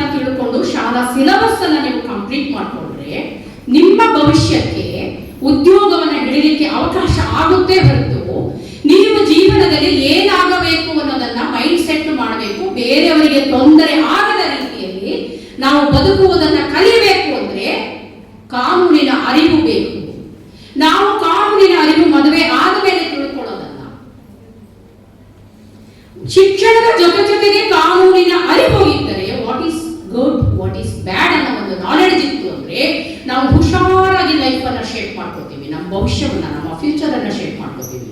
ಹಾಗಾಗಿ ಯೂನಿವರ್ಸಿಟಿಗಳಲ್ಲೂ ಸಾಕಷ್ಟು ತಪ್ಪುಗಳಿದೆ. ಯಾಕೆಂದ್ರೆ ಸಿಲೆಬಸ್ ಅನ್ನ ಸೆಟಪ್ ಮಾಡುವ ತಪ್ಪು ಆದ ಮೇಲೆ ಪೊಲೀಸ್ ಸ್ಟೇಷನ್ಗೆ ಹೋಗೋದು, ಸಖಿ ಕೇಂದ್ರಕ್ಕೆ ಹೋಗೋದು, ಮಹಿಳಾ ಆಯೋಗಕ್ಕೆ ಹೋಗೋದು, ಲಾಯರ್ ಹತ್ರ ಹೋಗೋದು ಇದ್ದೇ ಇದೆ. ಆದರೆ ತಪ್ಪು ಆಗದ ರೀತಿಯಲ್ಲಿ ಜಾಗರೂಕವಾಗಿ ಶಿಕ್ಷಣದ ಜೊತೆಗೆ ಕಾನೂನು ಶಿಕ್ಷಣವನ್ನು ಸಿಲೆಬಸ್ ಆಗಿ ಇಟ್ಟರೆ ಮಕ್ಕಳಿಗೆ ಮುಂದೆ ಹುಷಾರಾಗಿ ತಮ್ಮ ಭವಿಷ್ಯವನ್ನ ರೂಪಿಸಿಕೊಳ್ಳಕ್ಕೆ ಅವಕಾಶ ಆಗತ್ತೆ. ಹಾಗಾಗಿ ಸಿಲೆಬಸ್ ಅಲ್ಲೇ ಈ ವೇದಿಕೆಯಲ್ಲಿ ಹೇಳ್ಕೊಂಡ್ರೆ ಉಪಯೋಗ ಇಲ್ಲ ಅಂತೀನಿ. ಸಿಲೆಬಸ್ ಅನ್ನ ಸೆಟಪ್ ಮಾಡುವ ಟೈಮಲ್ಲೇ ಪಠ್ಯಕ್ರಮವನ್ನ ಫಿಕ್ಸ್ ಮಾಡುವಾಗಲೇ ಯೂನಿವರ್ಸಿಟಿಯವರು ಅದನ್ನ ಯೋಚನೆ ಮಾಡ್ಬೇಕು. ಹೌದಲ್ವಾ ಸರ್? ಜೊತೆಗೆ ಒಂದು ಸಬ್ಜೆಕ್ಟ್ ಇದ್ರೆ what is good, what is bad ಅನ್ನೋದನ್ನ ಅರ್ಥ ಮಾಡ್ಕೊತಾರೆ ಮಕ್ಕಳು ಅಂತ. ತಪ್ಪಾದ್ಮೇಲೆ ಕಂಪ್ಲೇಂಟ್ ಕೊಟ್ಟು ಒಂದು ಕೋರ್ಟಿಗೆ ಹೋಗೋದು, ನ್ಯಾಯ ತಗೊಳ್ಳೋದು ಬೇರೆ. ತಪ್ಪು ಆಗದ ರೀತಿಯಲ್ಲಿ ಕ್ರಮ ವಹಿಸಲಿಕ್ಕೆ ಶಿಕ್ಷಣ ಸಂಸ್ಥೆಗಳು ಮುಂದಾಗಬೇಕು. ಈ ತರ ಕಾನೂನು ಅರಿವಿನ ಶಿಬಿರಗಳು ಬಹಳ ಮಹತ್ವ ಅಂತೇಳಿ ನಾನು ಭಾವಿಸ್ತೇನೆ. ಹಾಗೆ ಮೋಸ, ಅಪರಾಧ, ಶೋಷಣೆ, ಅಸಮಾನತೆ, ಮೌಢ್ಯದ ಬಗ್ಗೆ ತಿಳುವಳಿಕೆಯನ್ನ ನೀಡಲಿಕ್ಕೆ ನಮಗೆ ಕಾನೂನು ಅರಿವು ಬಹಳ ಮಹತ್ವ ಆಗುತ್ತೆ. ಯಾಕೆಂದ್ರೆ ಯಾರಾದ್ರೂ ಹೇಳುವಾಗ ಅದು ತಪ್ಪು ಹೇಳ್ತಾ ಇದ್ದಾರೋ, ಸರಿ ಹೇಳ್ತಾ ಇದ್ದಾರೋ ಅನ್ನೋದನ್ನ ಡಿಸಿಷನ್ ತಗೊಳ್ಳಿಕ್ಕೆ ನಮ್ಗೆ ಯಾವ್ದು ಹೆಲ್ಪ್ ಆಗುತ್ತೆ?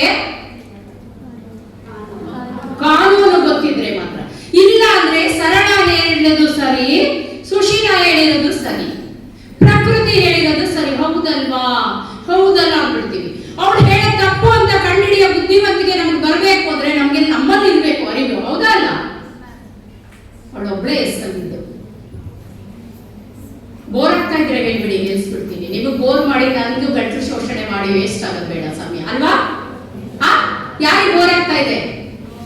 ಮಾತಿನ ಟ್ರ್ಯಾಕ್ ಚೇಂಜ್ ಮಾಡ್ಬೇಕಾ? ವೇಸ್ಟ್ ಅನಿಸ್ತಾ ಇದೆಯಾ? ಇಲ್ಲ ಅಲ್ವಾ? ಹಾಗಾಗಿ ನಮಗೆ ಯಾರಾದ್ರೂ ಮೋಸ ಮಾಡ್ತಾ ಇದ್ದಾರೆ, ನಮ್ಮನ್ನು ಮಿಸ್ಯೂಸ್ ಮಾಡ್ತಾ ಇದ್ದಾರೆ ಅನ್ನೋ ಅರಿವು ಯಾವಾಗ ಬರಬೇಕು ಅಂದ್ರೆ ನಮಗೆ ಕಾನೂನಿನ ಜ್ಞಾನ ಇದ್ದಾಗ ಮಾತ್ರ ಅಲ್ವಾ? ಹಾಗಾಗಿ ಕಾನೂನಿನ ಜ್ಞಾನ ವಿದ್ಯಾರ್ಥಿ ದೆಸೆಯಿಂದಲೇ ನಾವು ತಿಳ್ಕೊಳ್ಳೋದು ಬಹಳ ಒಳ್ಳೆಯದು, ಅಧ್ಯಯನ ಮಾಡೋದು ಒಳ್ಳೆಯದು, ಅಂತ ಸೆಮಿನಾರ್ಗಳನ್ನ ಕೇಳೋದು ಒಳ್ಳೆಯದು. ಸಾಧ್ಯ ಆದ್ರೆ ನನ್ನದೇ ಒಂದು ಚಾನಲ್ ಇದೆ, ಸರೋಜಾ ಚಂಗೊಳ್ಳಿ ಅಂತ ಚಾನಲ್ ಹೆಸರಿದೆ. ಅದು ಕಾನೂನಿನ ಬಗ್ಗೆ ಮಾತಾಡ್ತೀನಿ. ಸಾಕಷ್ಟು ವಿಷಯಗಳನ್ನ ನಾನು ಆಲ್ರೆಡಿ ಅಪ್ರೋಚ್ ಮಾಡಿದ್ದೀನಿ. ಎವ್ರಿ ವೀಕ್ಲಿ ಒಂದು ಕಾನೂನಿನ ವಿಷಯ ಅಪ್ಲೋಡ್ ಆಗ್ತಾ ಇರುತ್ತೆ. ಯಾಕೆಂದ್ರೆ ಎಲ್ಲದನ್ನು ನಾವು ಹೇಳಿ ಹೋಗ್ಬಿಡಕ್ಕಾಗಲ್ಲ, ಅದಕ್ಕೆ ಹೇಳ್ತಾ ಇದ್ದೀನಿ. ಚಾನಲ್ ಹೆಸರು ಸರೋಜಾ ಚಂಗೊಳ್ಳಿ ಅಂತ. ಅದರಲ್ಲಿ ಹೋದ್ರೆ ನಿಮ್ಗೆ ಕಾನೂನಿನ ಸಾಕಷ್ಟು ವಿಚಾರಗಳ ಬಗ್ಗೆ ನಾನು ಮಾತಾಡಿರ್ತೀನಿ. ನಮ್ಮತ್ತ ಎಷ್ಟೋ ಜನ ಲೀಗಲ್ ಹಬ್ಬ ಚಾನಲ್ಗಳನ್ನ ಮಾಡಿದ್ದಾರೆ. ನೀವು ಅದನ್ನ ಸಮಯ ಇದ್ದಾಗ ಬರೀ ಫೇಸ್ಬುಕ್, ಇನ್ಸ್ಟಾಗ್ರಾಮು, ವಾಟ್ಸಾಪ್ ಅಷ್ಟೇ ನೋಡೋದಲ್ಲ. ಹಾಗಾಗಿ ಅಂಥದನ್ನು ನೋಡ್ಕೊಳ್ಳಿ, ನಿಮ್ಮ ಕಾನೂನು ಜ್ಞಾನವನ್ನ ತಿಳ್ಕೊಳ್ಳಿ ಅಂತ ಹೇಳಿ ನಿಮ್ಮನ್ನ ಕೇಳ್ಕೊಳ್ತಾ ಇದ್ದೀನಿ. ಇತ್ತೀಚೆಗೆ ಸೈಬರ್ ಸುರಕ್ಷತೆ ತುಂಬಾ ಕಷ್ಟ ಆಗ್ಬಿಟ್ಟಿದೆ. ಯಾವುದೋ ಒಂದು ಮೆಸೇಜ್ ಬರುತ್ತೆ, ಯಾವುದೋ ಒಂದು ಕಾಲ್ ಬರುತ್ತೆ, ಅನ್ನೋನ್ ನಂಬರ್ ಅನ್ನ ಪಿಕ್ ಮಾಡೋದೇ ತುಂಬಾ ಕಷ್ಟ ಆಗಿದೆ. ಅನ್ನೋನ್ ನಂಬರ್ ಅನ್ನ ನಾವು ಪಿಕ್ ಮಾಡಿದ್ವಿ ಅಂದ್ರೆ ನಮ್ಮ ಫೋನ್ ನಂಬರ್ ಇನ್ನೊಂದು ಯಾವುದೋ ಕಳ್ಳನಿಗೆ ಲಿಂಕ್ ಆಗ್ಬಿಡುತ್ತೆ. ನಮ್ಮ ಅಕೌಂಟ್ ಅಲ್ಲಿ ದುಡ್ಡೆಲ್ಲ ಅವರಿಗೆ ಟ್ರಾನ್ಸ್ಫರ್ ಆಗುತ್ತೆ. ಇಂತಹ ಒಂದು ಪರಿಸ್ಥಿತಿಯಲ್ಲಿ ನಾವು ಇವತ್ತಿದ್ದೀವಿ. ಹಾಗಾಗಿ ಅನ್ನೋನ್ ಕಾಲಗಳಿಗೆ ನೀವು ಯಾವತ್ತೂ ಆನ್ಸರ್ ಮಾಡಬೇಡಿ. ಹಾಗೆ ಅನ್ನೋನ್ ಮೆಸೇಜ್ಗಳಿಗೆ ನೀವು ಉತ್ತರವನ್ನ ಕೊಡಬೇಡಿ. ಹಾಗೆ ಅನ್ನೋನಾಗಿ ಯಾರಾದ್ರೂ ನಿಮ್ಮಲ್ಲಿ ಯಾವುದೋ ಒಂದು ಮಾಹಿತಿಗೆ ಯಾವುದೋ ಕೇಳ್ತಾರೆ, ಇಲ್ಲ ನಿಮ್ಗೆ ಯಾವುದೋ ಒಂದು ಜಾಬ್ ಆಪರ್ಚುನಿಟಿ ಇದೆ ಅಂತ ಹೇಳಿ ಯಾವ್ದಾದ್ರು ಫೋಟೋಗಳನ್ನ ಶೇರ್ ಮಾಡಕ್ ಕೇಳ್ತಾರೆ, ಅವಾಗ ನೀವು ಖಂಡಿತ ನಿಮ್ಮ ಫೋಟೋಗಳನ್ನ ಶೇರ್ ಮಾಡಬೇಡಿ. ಯಾವುದೋ ಜಾಬ್ ಆಪರ್ಚುನಿಟಿ ಇದೆ ಅಂತ ನಮ್ಮ ಫೋನ್ ಅನ್ನ, ನಮ್ಮ ಇದನ್ನ ಫೋಟೋವನ್ನ ಮ್ಯಾಪಿಂಗ್ ಮಾಡಿ ಕೆಳಗಡೆ ನಮ್ಮನ್ನ ಬೆತ್ತಲೆಯಾಗಿ ತೋರಿಸಿ ಮೇಲ್ಗಡೆ ನಮ್ಮ ಮುಖವನ್ನ ಇಟ್ಟು ಅದು ಬಿಸಿನೆಸ್ಸಿಗೆ, ಬ್ಲೂ ಫಿಲ್ಮ್ಗಳಿಗೆ ನಮ್ಮ ಫೋಟೋಗಳು ಶೇರ್ ಆಗೋ ಸಾಧ್ಯತೆಗಳಿರುತ್ತೆ.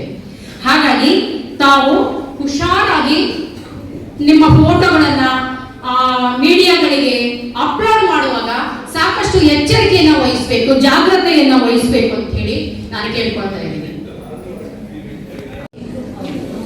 ನಮಗೆ ಗೊತ್ತಿದ್ದೋ ಗೊತ್ತಿಲ್ಲದನೋ ನಾವು ತಪ್ಪು ಮಾಡೋದ್ರಿಂದ ಇತರವರಿಗೆ ತೊಂದರೆ ಆಗದಂತೆ ಎಚ್ಚರ ವಹಿಸೋದು ನಮ್ಮ ಕರ್ತವ್ಯ ಕೂಡ ಆಗಿರುತ್ತೆ.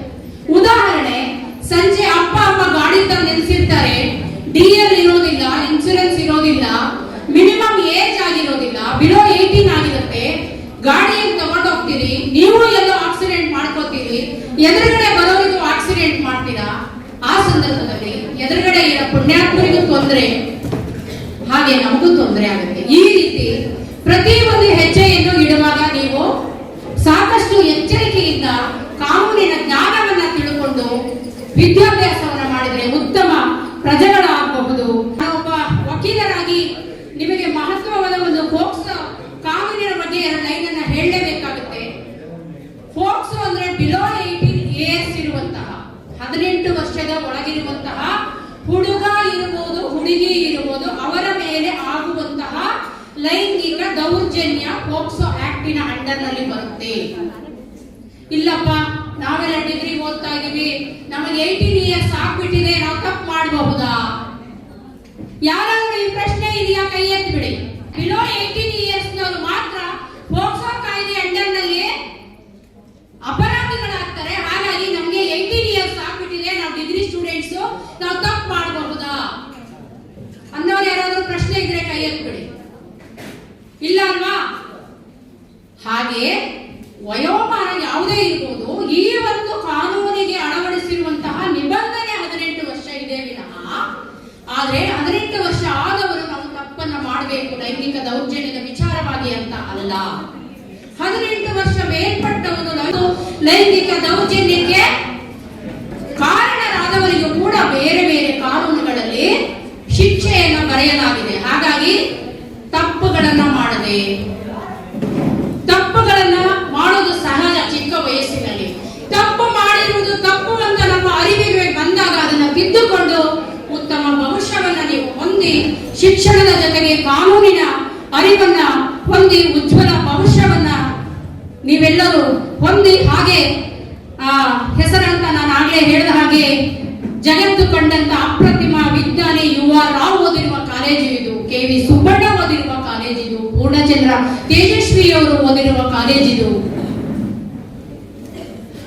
ಈ ರೀತಿ ಗಣ್ಯಾತಿ ಗಣ್ಯರು ಓದಿ ಇಲ್ಲಿ ಭವಿಷ್ಯವನ್ನ ಕಂಡುಕೊಂಡಂತ ಕಾಲೇಜಿಗೆ ನೀವು ಓದ್ತಾ ಇರುವಂತ ನೀವೇ ಭಾಗ್ಯವಂತರು.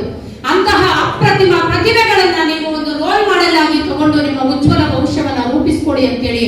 ಹಾಗೆ ನೀವು ಬಂದಿರೋದು ಇಲ್ಲಿ ಇಂಟರಾಕ್ಷನ್ಗೆ ಹೆಚ್ಚಾಗಿ, ಹಾಗಾಗಿ ಇಂಟರಾಕ್ಷನ್ಗೆ ಹೆಚ್ಚು ಸಮಯ ಬೇಕಾಗಿರೋದ್ರಿಂದ ನಾನು ನನ್ನ ಮಾತುಗಳನ್ನ ಇಲ್ಲಿಗೆ ನಿಲ್ಲಿಸ್ತಾ ಇದ್ದೀನಿ. ಇಷ್ಟೊಂದು ತಾಳ್ಮೆಯಿಂದ ನನ್ನ ಮಾತುಗಳನ್ನ ಕೇಳಿದ್ದೀರಾ. ನೀವು ಈ ಒಂದು ಕಾರ್ಯಕ್ರಮದಿಂದ, ಮೇಡಮ್ ಕಾರ್ಯಕ್ರಮದಿಂದ ಇನ್ಸ್ಪಿರೇಷನ್ ಆಗಬೇಕು. ನೀವು ಯಾರು ಮೇಡಮ್ ಯಾರು ಅಂತ ಗೊತ್ತಿಲ್ವೋ ಅವರು ಇವತ್ತು ಮನೆಗೆ ಹೋಗಿ ಫೇಸ್ಬುಕ್ ಅಲ್ಲಿ ಟೈಪ್ ಮಾಡಿ ಡಾಕ್ಟರ್ ನಾಗಲಕ್ಷ್ಮಿ ಚೌಧರಿ ಅಂತ ರೋಲ್ ಮಾಡೆಲ್ ಮೇಡಮ್ ಅವರು, ನಾವು ಆ ರೀತಿ ಆಗ್ಬೇಕು ಅಂತ ಒಂದು ಮೂಡ್ ಸೆಟಪ್ ಆಗುತ್ತೆ, ನಿಮಗೆ ಫ್ಯೂಚರ್ ಸೆಟಪ್ ಆಗುತ್ತೆ.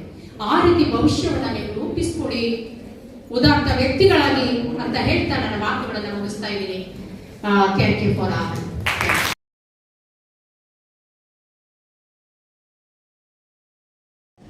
ಎಲ್ರಿಗೂ ನಮಸ್ಕಾರ. ನಮಸ್ಕಾರ ಮೇಡಮ್. ಹೊಟ್ಟೆ ಹಸಿತಾ ಇದೆಯಾ? ಹಂಗೆ ಹಸಿತಾ ಇದೆ ಆಕ್ಚುಲಿ. 1:30. ಎಂತ ಒಂದು ಪುಣ್ಯ ಭೂಮಿಯಲ್ಲಿ ನೀವೆಲ್ಲರೂ ಇದ್ದೀರಾ.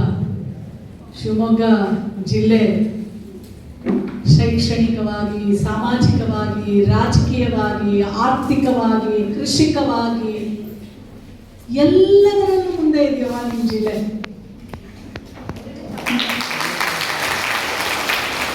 ಆ ಜಿಲ್ಲೆಯಲ್ಲಿ ಹುಟ್ಟಿದಂತ ನೀವು ಈ ಮಕ್ಕಳು ಪುಣ್ಯವಂತರು. ಯಾಕೆ ಅಂದ್ರೆ ನಾನು ಕರ್ನಾಟಕದ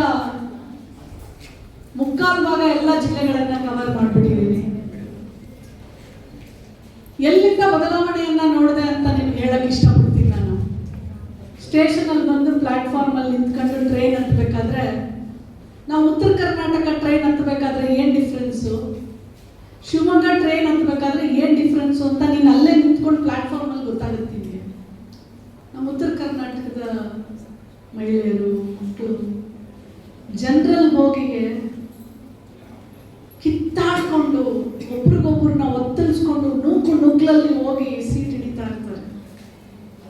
ಬಾತ್ರೂಮ್ಗಳ ಹತ್ರ, ಟಾಯ್ಲೆಟ್ಗಳ ಹತ್ರ ಮಲ್ಕೊಂಡು ಅವರವರ ಕಟ್ಕೊಂಡಿರೋ ಗಂಟು ಮುಟ್ಟೆಗಳನ್ನ ಇಟ್ಕೊಂಡು ಬೆಂಗಳೂರಿಗೆ ಬರ್ತಾರೆ ಜೀವನ ನಡೆಸಲಿಕ್ಕೆ. ಅದೇ ನಾನು ಎಲ್ಲರೂ ಬರ್ತಾರೆ ಬೆಂಗಳೂರಿಗೆ ಜೀವನ ನಡೆಸಲಿಕ್ಕೆ, ಬಟ್ ಆದರೆ ಅಲ್ಲಿನ ಮಕ್ಕಳಿಗೆ ಇರುವಂಥ ಕುಂದುಕೊರತೆಗಳು, ಅವಕಾಶಗಳು ಭಾಳ ದೊಡ್ಡದು. ನಾವು ಶಿವಮೊಗ್ಗ ಟ್ರೈನ್ ಹತ್ಬೇಕಾದ್ರೆ ನಾವು ಅಂಥದ್ದೇನೂ ನೋಡೋದಿಲ್ಲ. ಅಂದರೆ ಆ ಮಟ್ಟಕ್ಕೆ ಆ ಥರ ಒಂದು ವ್ಯತ್ಯಾಸವನ್ನು ನಾವು ನೋಡ್ತೀವಿ. ಈ ಜಿಲ್ಲೆ ಎಲ್ಲದರಲ್ಲೂ ಮುಂದೆ ಇದೆ. ಈ ನೀವು ಓದ್ತಾ ಇರುವಂಥ ಕಾಲೇಜಲ್ಲಿ ಎಂತೆಂಥ ಮಹನೀಯರು ಇಲ್ಲಿ ಓದಿ ಕರ್ನಾಟಕ ಭಾಷೆ, ಕಲೆ, ಸಾಹಿತ್ಯ ಎಲ್ಲದಕ್ಕೂ ಕೊಡುಗೆ ಕೊಟ್ಟಂಥ, ಹೋರಾಟ ಕೊಟ್ಟಂಥ ಈ ಕಾಲೇಜಿನಲ್ಲಿ ನೀವೆಲ್ಲ ಓದ್ತಾ ಇರೋದು, ನೀವೆಲ್ಲ ಪುಣ್ಯವಂತರು ಅಂತ ಹೇಳಕ್ಕೆ ನಾನು ಇಷ್ಟಪಡ್ತೇನೆ.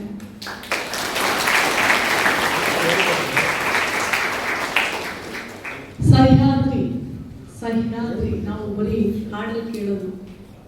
ಯಾವ ಹಾಡು ಸರ್ ಅದು? ಸಿರಿ ಬೆಳಕಿನಲ್ಲಿ. ನಿಸಾರ್ ಅಹಮದ್ ಎಂಥ ಕವಿಗಳು. ನಾವು ಶಾಲೆಯಲ್ಲಿ ಹಾಡು ಹೇಳಬೇಕು ಅಂತಂದ್ರೆ ಜೋಗದ ಸಿರಿ ಬೆಳಕಿನಲ್ಲಿ. ಈ ಹಾಡನ್ನ ನಮ್ಗೆ ಶಾಲೆಯಲ್ಲಿ ಅವಾಗ ಕಲಿಸ್ಕೊಡೋರು. ನಿಮ್ಗೆ ಕಲಿಸ್ಕೊಟ್ಟಿದಾರಾ? ಹೇಳಿ ನೋಡೋಣ ನನ್ನ ಜೊತೆ 2 ಲೈನ್ ಹಾಡಿ.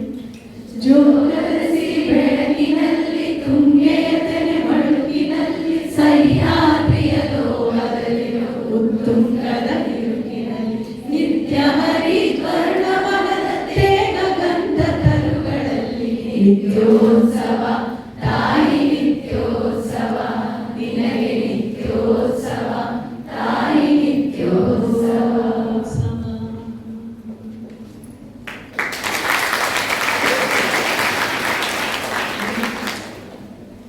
ಹಾಡು ಹಾಡ್ತಾ ಇದ್ರೇನೆ ರೋಮಾಂಚನ ಸೃಷ್ಟಿಯಾಗುತ್ತೆ. ಅಂಥವ್ರನ್ನೆಲ್ಲ ಕೊಟ್ಟಂತ ಈ ನಾಡು ಭಾರತ ಜನನಿಯ ತನುಜಾತೆ. ಇವತ್ತು ಯಾವುದೇ ಕಾರ್ಯಕ್ರಮಗಳಲ್ಲಿ ಪ್ರಾರಂಭದಲ್ಲಿ ಆ ಭಾರತ ತಾಯಿಗೆ, ಆ ತನುಜಾತೆ ಕರ್ನಾಟಕ ತಾಯಿಗೆ ಜಯ ಹೇ ತಾಯಿ, ನಿನ್ನ ಕಲೆ ಏನು, ನಿನ್ನ ಸಂಸ್ಕೃತಿ ಏನು, ನಿನ್ನ ಕಾಡು, ಪ್ರಾಣಿ, ಪಕ್ಷಿ, ನದಿಗಳು ಏನೆಲ್ಲ ಕೊಟ್ಟಿದ್ಯಾ ತಾಯಿ. ಶ್ರೀಗಂಧದ ಗುಡಿ, ಕುಮಾರವ್ಯಾಸ, ಪಂಪ, ರನ್ನ, ಜನ್ನ, ಹಿಂದೂ, ಮುಸಲ್ಮಾನ್, ಕ್ರೈಸ್ತ, ಜೈನ ಎಲ್ಲರೂ ಇರುವಂತ ಈ ನಾಡು ಪುಣ್ಯ ನಾಡು. ಜಯ ಹೇ ಭಾರತ ಜನನಿಯ ತನುಜಾತೆ, ಜಯ ಹೇ ಕರ್ನಾಟಕ ಮಾತೆ ಅಂತ ಹಾಡನ್ನು ಕೊಟ್ಟಿರುವಂತ ರಾಷ್ಟ್ರಕವಿ ದಿವಂಗತ ಕುವೆಂಪು ಅವರ ಹುಟ್ಟೂರಿನಲ್ಲಿ ಹುಟ್ಟಿರೋರು. ಎಂತ ಪುಣ್ಯ. ನಾನು ಹಿಂಗೆ ಹೇಳ್ತಾ ಹೋದ್ರೆ ನೀವು ಪುಣ್ಯವಂತರ ಮೇಲೆ ಪುಣ್ಯವಂತರು. ಹಲವಾರು ಮುಖ್ಯಮಂತ್ರಿಗಳನ್ನ ಕೊಟ್ಟಂತ ಜಾಗ. ರಾಜಕೀಯವಾಗಿ ಎಷ್ಟು ಜಿಲ್ಲೆ ಇಷ್ಟು ಮುಖ್ಯಮಂತ್ರಿಗಳನ್ನ ಕೊಡಕ್ಕೆ ಸಾಧ್ಯ? ಬಂಗಾರಪ್ಪನವರು, ಜೆ.ಎಚ್. ಪಾಟೀಲ್ ಅವರು, ಯಡಿಯೂರಪ್ಪನವರು, ಮಂಜಪ್ಪನವರು, ಏನುವಾ ಇದು? ಎಷ್ಟು ಜನಕ್ಕೆ ಇಲ್ಲಿ ಮುಖ್ಯಮಂತ್ರಿ ಆಗಬೇಕು ಅಂತ ಕನಸಿದೆ? ಕೈ ಎತ್ತಿ ನೋಡೋಣ. ಮೊದಲನೇ ಪ್ರಶ್ನೆ ಮಹಿಳಾ ಆಯೋಗದ ಅಧ್ಯಕ್ಷರು. ಆ ಹೆಣ್ಣು ಮಗಳಿಗೆ ಚಪ್ಪಾಳೆ ಹೊಡಿ.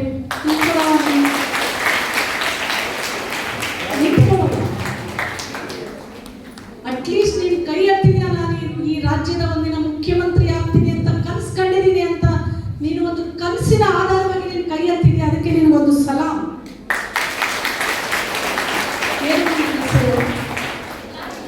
ಲಾವಣ್ಯ. ಯಾವ ಊರು? ಭದ್ರಾವತಿ. ಕಬ್ಬಿಣದ ಹುಕ್ಕಿನ ಕಾರ್ಖಾನೆ ಭದ್ರಾವತಿ. ಅಷ್ಟೇ ಕಠಿಣವಾಗಿರಬೇಕು. ಮುಖ್ಯಮಂತ್ರಿ ಒಂದು ಹೆಣ್ಣು ಮಗಳಾಗಬೇಕು ಅಂತಂದ್ರೆ ಅಷ್ಟೇ ಕಠಿಣವಾಗಿ ಗಟ್ಟಿ ಮನಸ್ಸಿನ ಧೈರ್ಯಗಿತ್ತಿ ಕನ್ನಡಗಿತ್ತಿ ಆಗಿದ್ರೆ ಮಾತ್ರನೇ ಒಂದಿನ ನೀನು ಮುಖ್ಯಮಂತ್ರಿ ಆಗ್ತೀಯ. ಏನವಾ ಆಗ್ತೀಯಲ್ಲ? ಜೋರಾದ ಚಪ್ಪಾಳೆ ಅವಳಿಗೆ.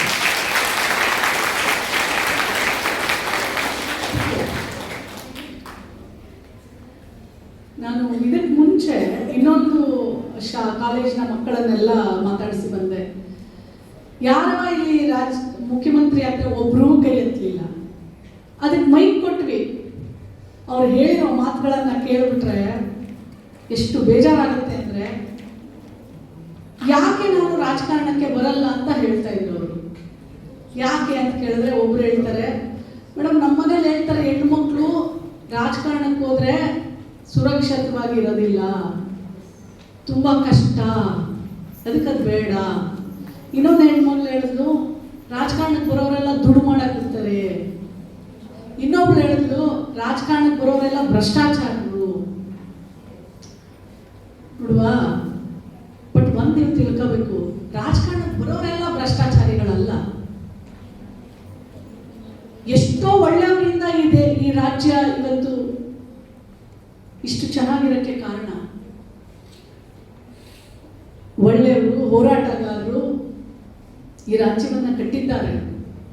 ಹಾಗಂತ ಅಂದ್ಬಿಟ್ಟು ನೀವು ಯಾರು ರಾಜಕಾರಣಕ್ಕೆ ಬರಲ್ಲ ಅಂದ್ರೆ ತಪ್ಪಾಗೋದಿಲ್ವಾ? ರಾಜಕಾರಣ ಪ್ರಗತಿಯ ಚಾವಿ. ನಿಮ್ಗೆ ಪ್ರಗತಿ ಬೇಕು ಅಂದ್ರೆ, ನೀವೇನಾದ್ರೂ ಕಂಡಿದ್ದನ್ನ ನೀವು ಬದಲಾವಣೆ ತರಬೇಕು ಅಂದ್ರೆ, ಈ ದೇಶದ ಭವಿಷ್ಯವನ್ನ ನೀವು ಬದಲಾಯಿಸ್ತೀವಿ ಅಂತಂದ್ರೆ, ಈಗ ನಡೀತಾ ಇರುವ ಸ್ಥಿತಿಗತಿಗಳನ್ನ ನೀವು ಬದಲಾವಣೆ ಮಾಡ್ತೀವಿ ಅಂತಂದ್ರೆ, ರಾಜಕಾರಣನೇ ಪ್ರಗತಿಯ ಬೀಗನವ. ನೀವು ಬರಲ್ಲ ಅಂದ್ರೆ ಹೆಂಗೆ ನೀವು ಪ್ರಗತಿಯನ್ನ ಬದಲಾವಣೆಯನ್ನ ತರ್ತೀರಾ? ನಿಮಗೆ ನಾನಂದ್ರೆ ಎಷ್ಟು ಜನಕ್ಕೆ ಇಷ್ಟ? ಎಲ್ರಿಗೂ ಇಷ್ಟ. ಮತ್ತೆ ನೀವು ನನ್ಗೆ ಇಷ್ಟಪಡೋರು ನೀವು ಹಿಂಗ ಅಂದ್ಬಿಟ್ರೆ, ಒಬ್ಳೆ ಹೆಣ್ಮಕ್ಳು ಕೈ ಎತ್ತಿದ್ರೆ ಹೆಂಗೆ? ನಾನು ಓದ್ಬೇಕಾದ್ರೆ ನಾನು ಈ ತರ ಆಗ್ತೀನಿ ಅಂತ ಕನಸೇ ಕಂಡಿಲ್ಲ ನಾನು. ಬಟ್ ಆದ್ರೆ ಎಲ್ಲವನ್ನು ಧೈರ್ಯದಿಂದ ಎದುರಿಸುವಂತ ಶಕ್ತಿ ನಾವು ಬೆಳೆದಂತ ಊರು ಕೊಡ್ತು. ನೀವು ಬೆಳೆದಂತ ಊರು ಎಂತದವ? ಕೆಳದಿ ಚೆನ್ನಮ್ಮನ ಊರು. ನಿಮ್ಮ ರಕ್ತದಲ್ಲಿ ಆ ಶಕ್ತಿ ಅರಿಬೇಕು, ಆ ಗಟ್ಟಿತನ ಅರಿಬೇಕು, ಪ್ರಶ್ನೆ ಮಾಡುವ ಧೈರ್ಯ ಅರಿಬೇಕು.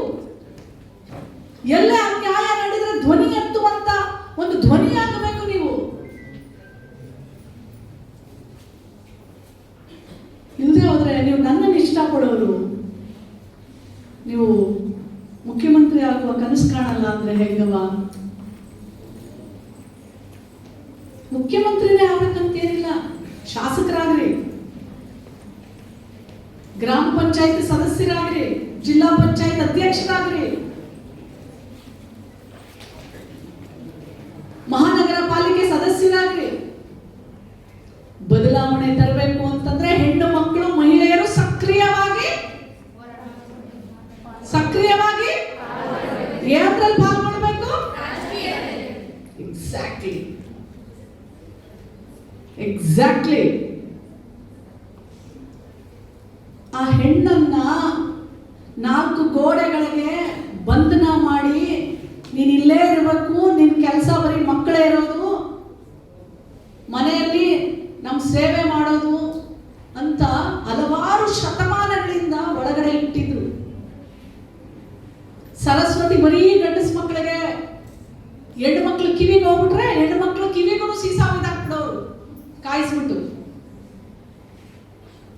ಬರೀ ದಲಿತರೆಲ್ಲ ಶೋಷಣೆಗೊಳಗಾಗಿರೋದು. ಅದಕ್ಕೆ ನಾನು ಹೇಳ್ತಿರ್ತೀನಿ ಎಲ್ಲಾ ವೇದಿಕೆಯಲ್ಲಿಯೂ. ಪ್ರೇಮ ಅವರು ಎಲ್ಲರೂ ಗೊತ್ತಿಲ್ಲ ನನಗೆ, ಅಲ್ಲೇ ಇದ್ದಾರೆ. ಅದಕ್ಕೆ ಯಾವಾಗಲೂ ಹೇಳ್ತೀನಿ, ಹೆಣ್ಣು ಮಕ್ಕಳು ದಲಿತರಿಗಿಂತ ಕಡೆ ನಡೆಸ್ಕೊಂಡ್ ಬಂದಿರೋ ಹಾದಿ ನೀವು ಯೋಚನೆ ಮಾಡಿದ್ರೆ ಯಾವ ಜಾತಿಯಲ್ಲಿ ಹೆಣ್ಣು ಮಕ್ಕಳ ಮೇಲೆ ದೌರ್ಜನ್ಯ ಇಲ್ಲ? ನಾನು ಅದಕ್ಕೆ ಹೇಳ್ತೀನಿ, ನಮ್ಮನ್ನು ಯಾವ ಜಾತಿಗೂ ಸೇರಿಸಬೇಡಿ ನೀವು ಗಂಡ್ಮಕ್ಳೇ. ಪ್ರಾಂಶುಪಾಲ ಕೇಳಿಸ್ಕೊತಾ ಇಲ್ಲ. ನಾವು ಹೆಣ್ಣು ಮಕ್ಕಳನ್ನ ನೀವು ಯಾವ ಜಾತಿಗೂ ಸೇರಿಸಬೇಡಿ.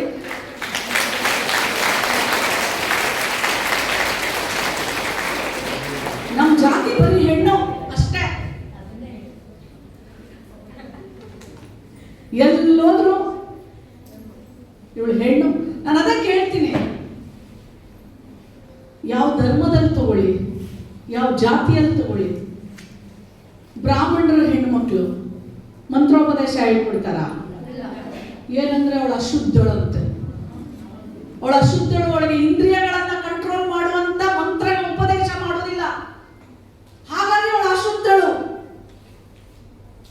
ಇವರೇ ಒಕ್ಕಲ್ತನ ಮಾಡುವಂತ, ರೈತ ಭೂಮಿಯಲ್ಲಿ ಹೋಗಿ ಕೆಲಸ ಮಾಡುವಂತ ಹೆಣ್ಮಗಳು ನೋಡ್ರಿ, ಆಸ್ತಿ ಬಂದು ಕೊಡ್ತೀರಾ ತಾಯಿ ಹೆಸರಿಗೆ, ಮಗಳ ಹೆಸರಿಗೆ?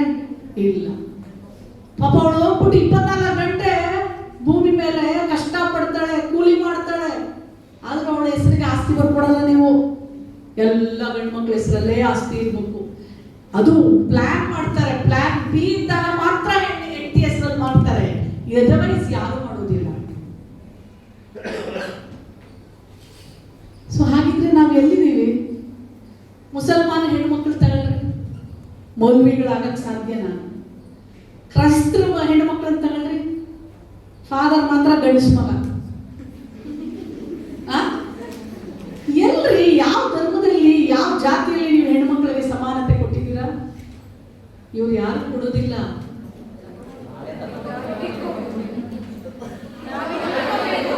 ಕಸ್ಕೋಬೇಕವ.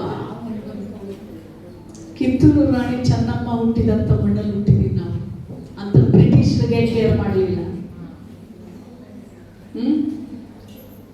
ಕೆಳದಿ ಚೆನ್ನಮ್ಮನ ಊರು ಶಿವಮೊಗ್ಗ. ನಿಮ್ಮಲ್ಲಿ ಯಾರ ಮುಂದಿನ ಮುಖ್ಯಮಂತ್ರಿ ಆಗ್ತೀರಾ ಅಂತಂದ್ರೆ 100 ಜನ ಕೈ ಎತ್ತಬೇಕು ನೀವು. ಅಷ್ಟು ಧೈರ್ಯವಂತ ಮಕ್ಕಳು ನೀವು ಆಗಬೇಕು. ಯಾವುದು ಅಸತ್ಯ ಅನ್ನೋದೇ ಇಲ್ಲ ಹೆಣ್ಣಿಗೆ. ಅಸತ್ಯ ಅನ್ನೋದೇ ಅಷ್ಟು ಧೈರ್ಯ ಅವಳಿಗೆ, ಅಷ್ಟು ವಿಭಿನ್ನ ಅವಳು. ನಾವು ಮಾಡೋ ಕೆಲಸ ಅವ್ರು ಮಾಡಕ್ ಸಾಧ್ಯನೇ ಇಲ್ಲ. ನಾವು ಮಾತೃತ್ವದ ಶಕ್ತಿ ಏನು? ತಾಯಿ ಹೃದಯ, ಜನನ ಕೊಡುವಂತ ತಾಯಿ, ಸಾವನ್ನ ಗೆದ್ದು ಈ ಮನು ಸಂಕುಲವನ್ನ ಸೃಷ್ಟಿ ಮಾಡುವಂತ ಶಕ್ತಿ ನಮ್ಮಲ್ಲಿದೆ. ಗಂಡಸು ಮಕ್ಕಳು ಐತಾ? ಭಗವಂತ ಅದಕ್ಕೆ ಅವ್ರಿಗೆ ಕೊಟ್ಟಿಲ್ಲ. ನಿಮ್ ಕೈಲಿ ಆಗೋದಿಲ್ಲ ಬಿಡಪ್ಪ. ನೀವು ಸಾವನ್ನ ಗೆದ್ದು ಮತ್ತೆ ನೀವು ಜನ್ಮವನ್ನ ತಗೊಳಕ್ ಆಗುದಿಲ್ಲಪ್ಪ. ಅದು ಹೆಣ್ಣಿಗೆ ಮಾತ್ರ ಸಾಧ್ಯ. ಅವಳಲ್ಲಿ ದೈಹಿಕವಾಗಿ ಮಾನಸಿಕವಾಗಿ ಅಷ್ಟು ತಡ್ಕೊಳಕ್ಕೆ ಒಳಗೆ ಶಕ್ತಿ ಇದೆ ಅಂದ ಮೇಲೆ ನೀವು ಮುಖ್ಯಮಂತ್ರಿ ಆಗ್ಬೇಕಾ ಬೇಡ? ಹಾಗಿದ್ರೆ ಎಲ್ಲರೂ ಸಕ್ರಿಯವಾಗಿ ರಾಜಕಾರಣವನ್ನ ತಿಳ್ಕೋಬೇಕು. ರಾಜಕಾರಣ ಯಾವಾಗ್ಲೂ ಡಾಕ್ಟರ್ ಬಿ ಆರ್ ಅಂಬೇಡ್ಕರ್ ಒಂದು ಮಾತು ಹೇಳ್ತಾರೆ, ರಾಜಕೀಯಕ್ಕೆ ಬರುವುದು ಒಂದು ಸಾಮಾಜಿಕ ಜವಾಬ್ದಾರಿ. ತಮ್ಮ ಬದುಕನ್ನ ಬದಲಾಯಿಸಿಕೊಳ್ಳಕ್ಕೆ ರಾಜಕಾರಣಕ್ಕೆ ಬರಬಾರದು. ಜನರ ಬದುಕನ್ನ ಬದಲಾಯಿಸುವವರು ಮಾತ್ರ ರಾಜಕೀಯಕ್ಕೆ ಬರಬೇಕು. Doctor B R Ambedkar. ಹೌದವ, ಕರೆಕ್ಟ್ ಇದೆ, ಭ್ರಷ್ಟಾಚಾರ ಇಲ್ಲ ಅಂತ ಯಾರು ಹೇಳೋರು? ಬಟ್ ನಾವು ಬರೀ ಹೇಳಿದ್ರೆ ಆಗೋಯ್ತಾ? ಇವತ್ತಿನ ಯುವತಿಯರಲ್ಲಿ ಆ ಶಕ್ತಿ ಇದೆ. ನೀವು ಕೇಳ್ರಿ ಸರ್, ಜಾತಿ ಬರೀ ನಿಮ್ಮಲ್ಲಿ ನಮ್ಮಲ್ಲಿ ಮಾತ್ರ ಇದೆ. ಈ ಯುವ ಜನಾಂಗಕ್ಕೆ ಯಾವ ಜಾತಿನೂ ಇಲ್ಲ. ನಾವು ರಾಜಕಾರಣದ ಒಂದು ತವಲಿಗೆ, ಒಂದು ಸ್ವಾರ್ಥಕ್ಕೆ ನಾವು ಜಾತಿಯನ್ನು ವಿಷ ಬೀಜವನ್ನ ಬಿತ್ತುತ್ತೀವಿ ಹೊತ್ತು. ಇವತ್ತಿನ ಮಕ್ಕಳಲ್ಲಿ ಕೇಳಿ, ಅವ್ರಿಗೆ ಈ ಜಾತಿ ಅನ್ನೋದು ಬೇಡ, ಈ ಭ್ರಷ್ಟಾಚಾರ ಅನ್ನೋದು ಬೇಡ. ಅವ್ರಿಗೆ ಉದ್ಯೋಗ ಬೇಕು, ಒಳ್ಳೆ ವಾತಾವರಣ ಬೇಕು, ಒಳ್ಳೆ ಶಿಕ್ಷಣ ಬೇಕು. ಇದು ಇವತ್ತಿನ ಯುವ ಪೀಳಿಗೆಗೆ ಬೇಕಾಗಿರುವಂತ ಅವಕಾಶಗಳು. ಇವತ್ತು ಸಹ ನಾನು 24 ವರ್ಷಕ್ಕೆ ಮುಂಚೆ ಲವ್ ಮ್ಯಾರೇಜ್ ಆದೆ.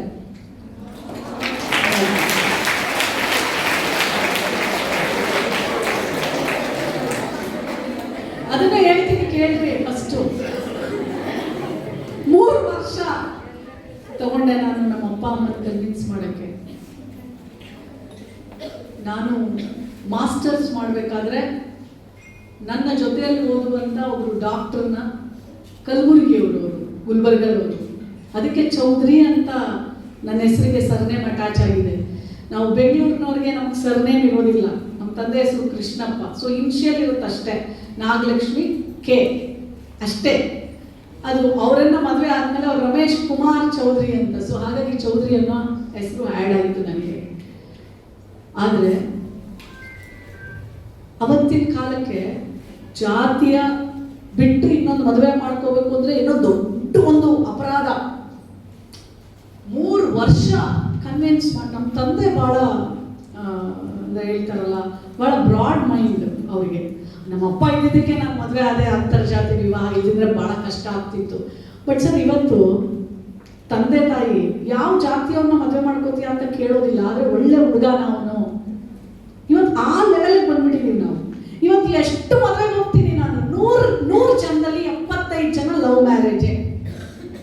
ಇವತ್ತು ನಮ್ಮ ಮಕ್ಕಳ ಜಾತಿ ಬೇಕಾಗಿಲ್ಲ ಸರ್, ನಮ್ಮ ಮಕ್ಕಳಿಗೆ ಭವಿಷ್ಯ ಬೇಕು, ಉಜ್ವಲ ಭವಿಷ್ಯ ಬೇಕು. ಅದು ಬಹಳ ಇಂಪಾರ್ಟೆಂಟ್. ಅದನ್ನ ಕಟ್ಟಬೇಕು ಅಂದಾಗ ನೀವೆಲ್ಲರೂ, ನಾವೆಲ್ಲ ಮನುಜ ಜಾತಿ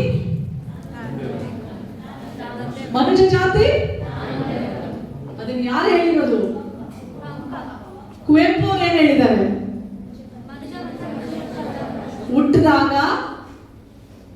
ಹುಟ್ಟಿದಾಗ ಪ್ರತಿಯೊಬ್ಬ ಮಗುವು ವಿಶ್ವಮಾನವನಾಗಿಯೇ ಹುಟ್ಟುತ್ತದೆ. ಆದರೆ ನಾವು ಅದನ್ನು ಅಲ್ಪಮಾನವನಾಗಿ ಮಾಡುತ್ತೇವೆ. ಮತ್ತೆ ಅದನ್ನ ಪುನಃ ವಿಶ್ವಮಾನವನಾಗಿ ಮಾಡುವುದೇ ಶಿಕ್ಷಣ.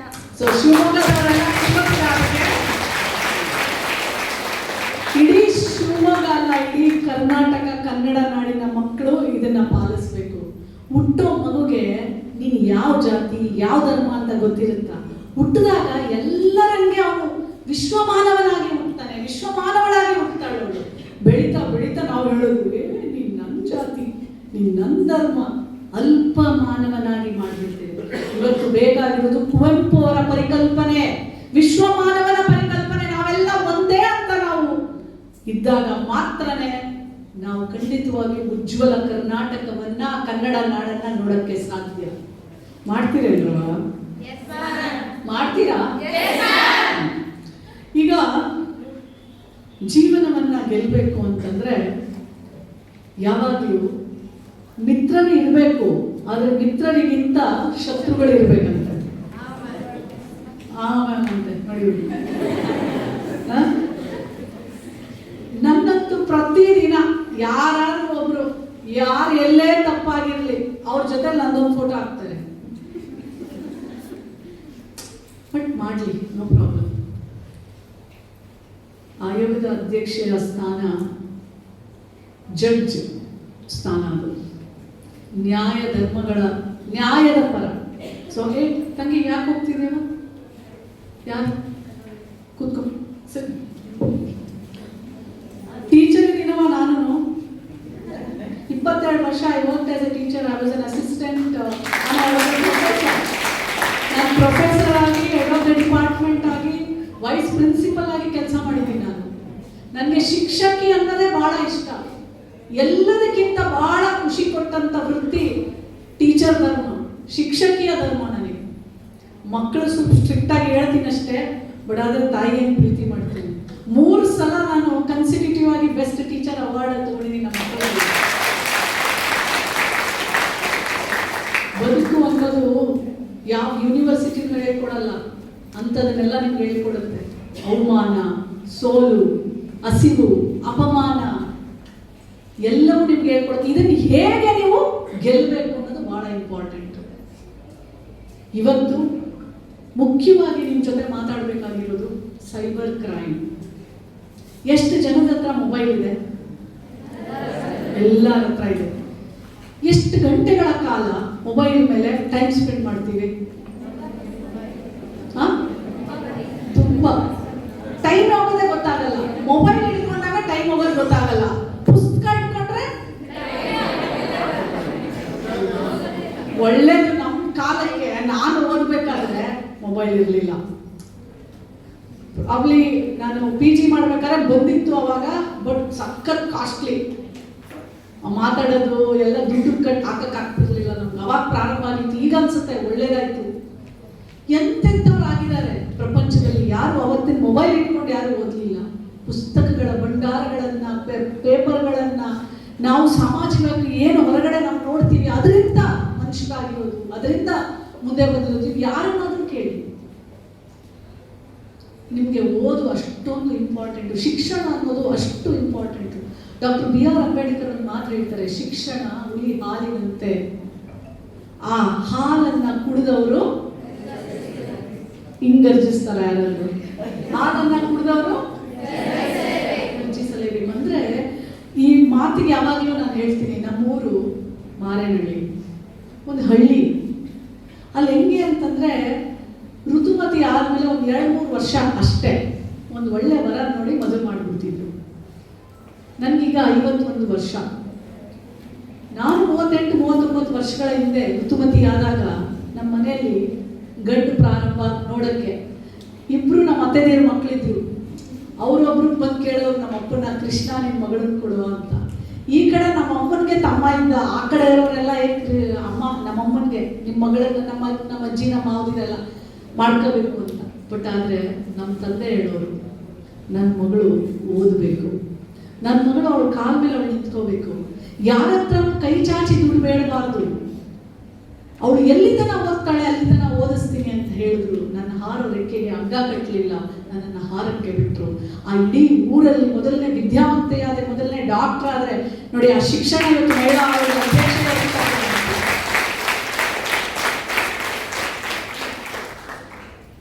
ಯಾಕೆ ಮಾತು ಇವತ್ತು ನಿಮ್ಮೆಲ್ಲರಿಗೂ ಹೇಳ್ತೀನಿ ಗೊತ್ತಾ? ಖಂಡಿತವಾಗಿಯೂ ನಿಮ್ಮ ಅಪ್ಪ ಅಮ್ಮ ನಿಮ್ಮನ್ನು ಓದಿಸ್ತಾರೆ. ಓದೋ ಜವಾಬ್ದಾರಿ ನಿಮ್ಮದು. ನೀವು ಪ್ರತಿದಿನ ಮೊಬೈಲ್ ಇಟ್ಕೊಂಡ್ರೆ ಟೈಮೇ ಗೊತ್ತಾಗಲ್ಲ ಅನ್ನೋದನ್ನ ತೆಗೆದಾಕಿ, ಪುಸ್ತಕ ಇಟ್ಕೊಂಡ್ರೆ ಟೈಮೇ ಗೊತ್ತಾಗಲ್ಲ ಅನ್ನೋ ಥರ ನೀವು ಗಂಟೆಗಟ್ಟಲೆ ಕುತ್ಕೊಂಡು ಓದಿದಾಗ ಮಾತ್ರ ನೀವು ಗುರಿಯನ್ನ ಸಾಧಿಸೋಕೆ ಸಾಧ್ಯ. ಪ್ರೀತಿ ಮಾಡೋಕ್ಕೆ ಒಂದು ಟೈಮ್ ಬರುತ್ತೆ ನಿಮ್ಮ ಕಾಲ ಮೇಲೆ ನಿಂತ್ಕೊಂಡಾಗ. ಅದಕ್ಕೆ ಮುಂಚೆ ನಾವು ಯಾಮಾರ್ಬಿಟ್ರೆ ನಮ್ಮ ಬದುಕು ಭಾಳ ಕಷ್ಟ. ಮಹಿಳಾ ಆಯೋಗದ ಅಧ್ಯಕ್ಷ ನಾನು ನಿಲ್ಲಿಸಿದ್ರೆ ಇಡೀ ಒಂದಿನ ಮಾತಾಡ್ತೀನಿ ನಾನು. ಯಾವ್ಯಾವ ಥರ ಹೆಣ್ಣುಮಕ್ಕಳು ಓದಿಸ್ಬೇಕಾದ್ರೆ ಪ್ರೀತಿ ಮಾಡಿಕೊಂಡು ಹೊರಟೋಗ್ಬಿಡೋದು, ಮದುವೆ ಮಾಡ್ಕೊಂಡು ಹೋಗ್ಬಿಡೋದು, 4 ದಿನ 6 ತಿಂಗಳು 2 ವರ್ಷ ಡೈವರ್ಸು, ಕುಡಿತ, ಸ್ಪೆಷಲಿ ಸೈಬರ್ ಕ್ರೈಮ್. ಅಂದರೆ ನಿಮ್ಮ ಜೊತೆಯಲ್ಲಿ ಏನು ಮೊಬೈಲ್ ಇದೆಯಲ್ಲ, ಅಲ್ಲಿ ನೀವು ಯಾರು ಗೊತ್ತಿಲ್ಲದೆ ಇರೋರಿಗೆ ಫ್ರೆಂಡ್ ಅಕ್ಸೆಪ್ಟ್ ಮಾಡಬಾರ್ದು, ಗೊತ್ತಿಲ್ಲದಿರೋರಿಗೆ ಫ್ರೆಂಡ್ ರಿಕ್ವೆಸ್ಟ್ ಕಳಿಸ್ಬಾರ್ದು. ಇದು ಮೊದಲು first step of your safety, security and your future. ಯಾಕೆ ಅಂದರೆ ಇವತ್ತು ಆ ಚಾಟ್ಸಲ್ಲೇ ಇನ್ನು 18 ಇಯರ್ಸ್ ಆಗಿರಲ್ಲ, ಆಲ್ರೆಡಿ ಯಾರ ಜೊತೆನೂ ಹೊಟ್ಟೋಗ್ಬಿಟ್ಟಿರ್ತಾಳೆ.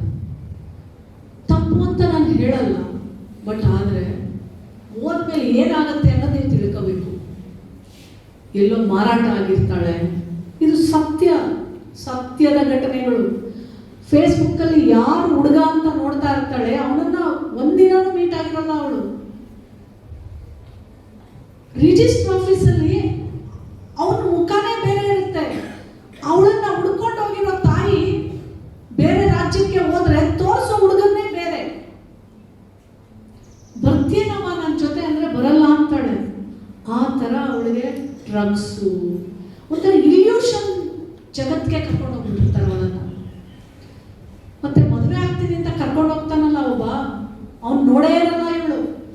ನಿನ್ನ ಹತ್ರ ಏನಿದೆ ಅದನ್ನೆಲ್ಲ ಎತ್ಕಮ್ಮ ಅಂದಿರ್ತಾರೆ. ಯಾವಾಗ ಅವನಿಗೆ ಕನ್ಫರ್ಮ್ ಆಗತ್ತೆ ಇವಳು ನನ್ನ ಜೊತೆ ಬರ್ತಾಳೆ ಅಂತ, ಆವಾಗ ಅವಳದು ಮಾರಾಟ ಆಗಿರುತ್ತೆ ಬೇರೆ ಕಡೆ. ಇವತ್ತು ಭಾರತ ದೇಶದಲ್ಲಿ ಸಾವಿರಾರು ಮಿಸ್ಸಿಂಗ್ ಕೇಸ್. ಏನು ಅನ್ಕೊಂಡಿದ್ದೀರಾ ನೀವು? ಎಲ್ಲಿ ಹೋದ್ರು ಅಂತ ನೀವು ಕಂಡುಹಿಡಿಯೋಕ್ಕಾಗೋದಿಲ್ಲ. ಚಾಟಿಗೆ ಹೋಗಿ ನೋಡಿದ್ರೆ ಅವ್ನು ಯಾವುದೋ ಫೇಕ್ ಅಕೌಂಟ್ ಇರುತ್ತೆ, ಹುಡ್ಕೊಂಡು ಹೋದ್ರೆ ಅವ್ನು ಯಾರು ಅಂತ ಇರೋದೇ ಇರಲ್ಲ, ಎಕ್ಸಿಸ್ಟೇ ಇರಲ್ಲ ಅವನು. ಆ ಮಾರಾಟ ಆಗಿರೋ ಮಗು ಯಾವುದೇ ತರ ಕಾಂಟ್ಯಾಕ್ಟ್ಗೆ ಬರೋದೇ ಇಲ್ಲ. ಇದು ಇವತ್ತಿನ ಪ್ರಸ್ತುತ ಸೈಬರ್ ಕ್ರೈಮ್. ಇದು ನನ್ನೆಲ್ಲ ಮಕ್ಕಳಿಗೆ, ಮಹಿಳೆಯರಿಗೆ, ಹೆಣ್ಣು ಮಕ್ಕಳಿಗೆ, ಇದಕ್ಕೆ ಬರೀ ಮಕ್ಕಳೇ ಅಲ್ಲವ, ಮದುವೆ ಆಗಿರೋ ಹೆಣ್ಣು ಮಕ್ಕಳು ಇದಕ್ಕೆ ಹೊರತಿಲ್ಲ. ಇನ್ಸ್ಟಾಗ್ರಾಮ್ ಮೇಲೆ, ಫೇಸ್ಬುಕ್ ಮೇಲೆ ಫ್ರೆಂಡ್ ಆಗಿ ಗಂಡ ಮಕ್ಕಳನ್ನ ಬಂದಿರೋ ತಾಯಿ ನಮ್ಮ ಆಯೋಗಕ್ಕೆ ಬಂದಿದ್ದಾಳೆ. ಬಂದ ಮೇಲೆ ಮದುವೆ ಮಾಡ್ಕೊ ಅಂತಂದ್ರೆ ಮಾಡ್ಕೋತೀನಿ ಅಂತ ಕರ್ಕೊಂಡ್ಬಂದು PGಯಲ್ಲಿ ಇಡ್ತಾನೆ. ಬಸ್ರಿ ಆಗ್ತಾಳೆ, ಕರ್ಕೊಂಡು ಹೋಗೋದಿಲ್ಲ, ವಿಷ ತಗೊಳ್ತಾಳೆ.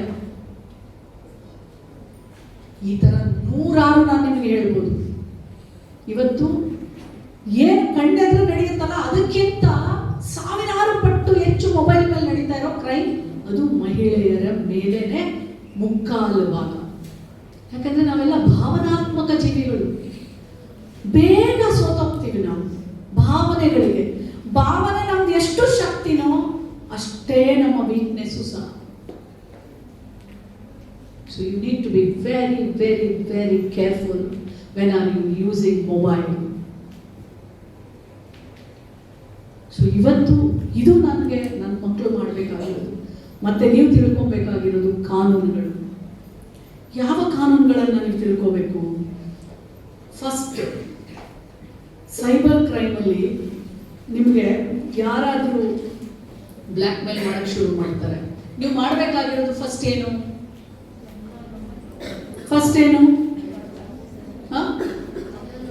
ಯಾರು ನಿಮ್ಗೆ ಬ್ಲ್ಯಾಕ್ ಮೇಲ್ ಮಾಡ್ತಾ ಇದ್ದಾರೆ, ನಿಮ್ ಜೊತೆಲೇ ಫ್ರೆಂಡ್ ಆಗಿರ್ತಾರೆ, ನಿಮ್ ಫೋಟೋಸ್ ತಗೊಂಡಿರ್ತಾರೆ, ನಿಮ್ ಫ್ರೆಂಡ್ಸ್ಗೆಲ್ಲ ಫ್ರೆಂಡ್ ರಿಕ್ವೆಸ್ಟ್ ಕಳಿಸಿರ್ತಾರೆ, ಯಾವುದೋ ಒಂದು ವಿಡಿಯೋ ನೀವು ಕಾಲ್ ಮಾಡಿರ್ತೀರಾ, ರೆಕಾರ್ಡ್ ಮಾಡ್ಕೊಂಡಿರ್ತಾನೆ, ನೀನು ಹೇಳ್ತೀಯಾ ಹೇಳಲ್ವಾ, ಕೊಡ್ತೀಯಾ ಕೊಡಲ್ವಾ, ನೀನು ಅವಾಗ ವಿಡಿಯೋ ಮಾಡಿದ್ದೀನಲ್ಲ ಅದು ಬಿಡ್ತೀನಿ, ನಿಮ್ಮ ಫ್ರೆಂಡ್ಸ್ ಕಳಿಸ್ತೀನಿ, ನಿಮ್ಮ ಅಮ್ಮ ಕಳಿಸ್ತೀನಿ, ನಿಮ್ಮ ಅಪ್ಪ ಕಳಿಸ್ತೀನಿ, ಅವಾಗ ಏನು ಮಾಡ್ತೀರಾ?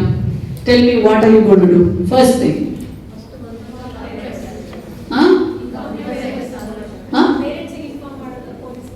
ಎಕ್ಸಾಕ್ಟ್ಲಿ, ಯಾರು ಹೇಳಿದ್ದದನ್ನ? ಮಕ್ಕಳಿಗೆ ಕೇಳ್ತದೆ. ಫಸ್ಟ್ ಏನ್ ಮಾಡ್ತೀರಾ?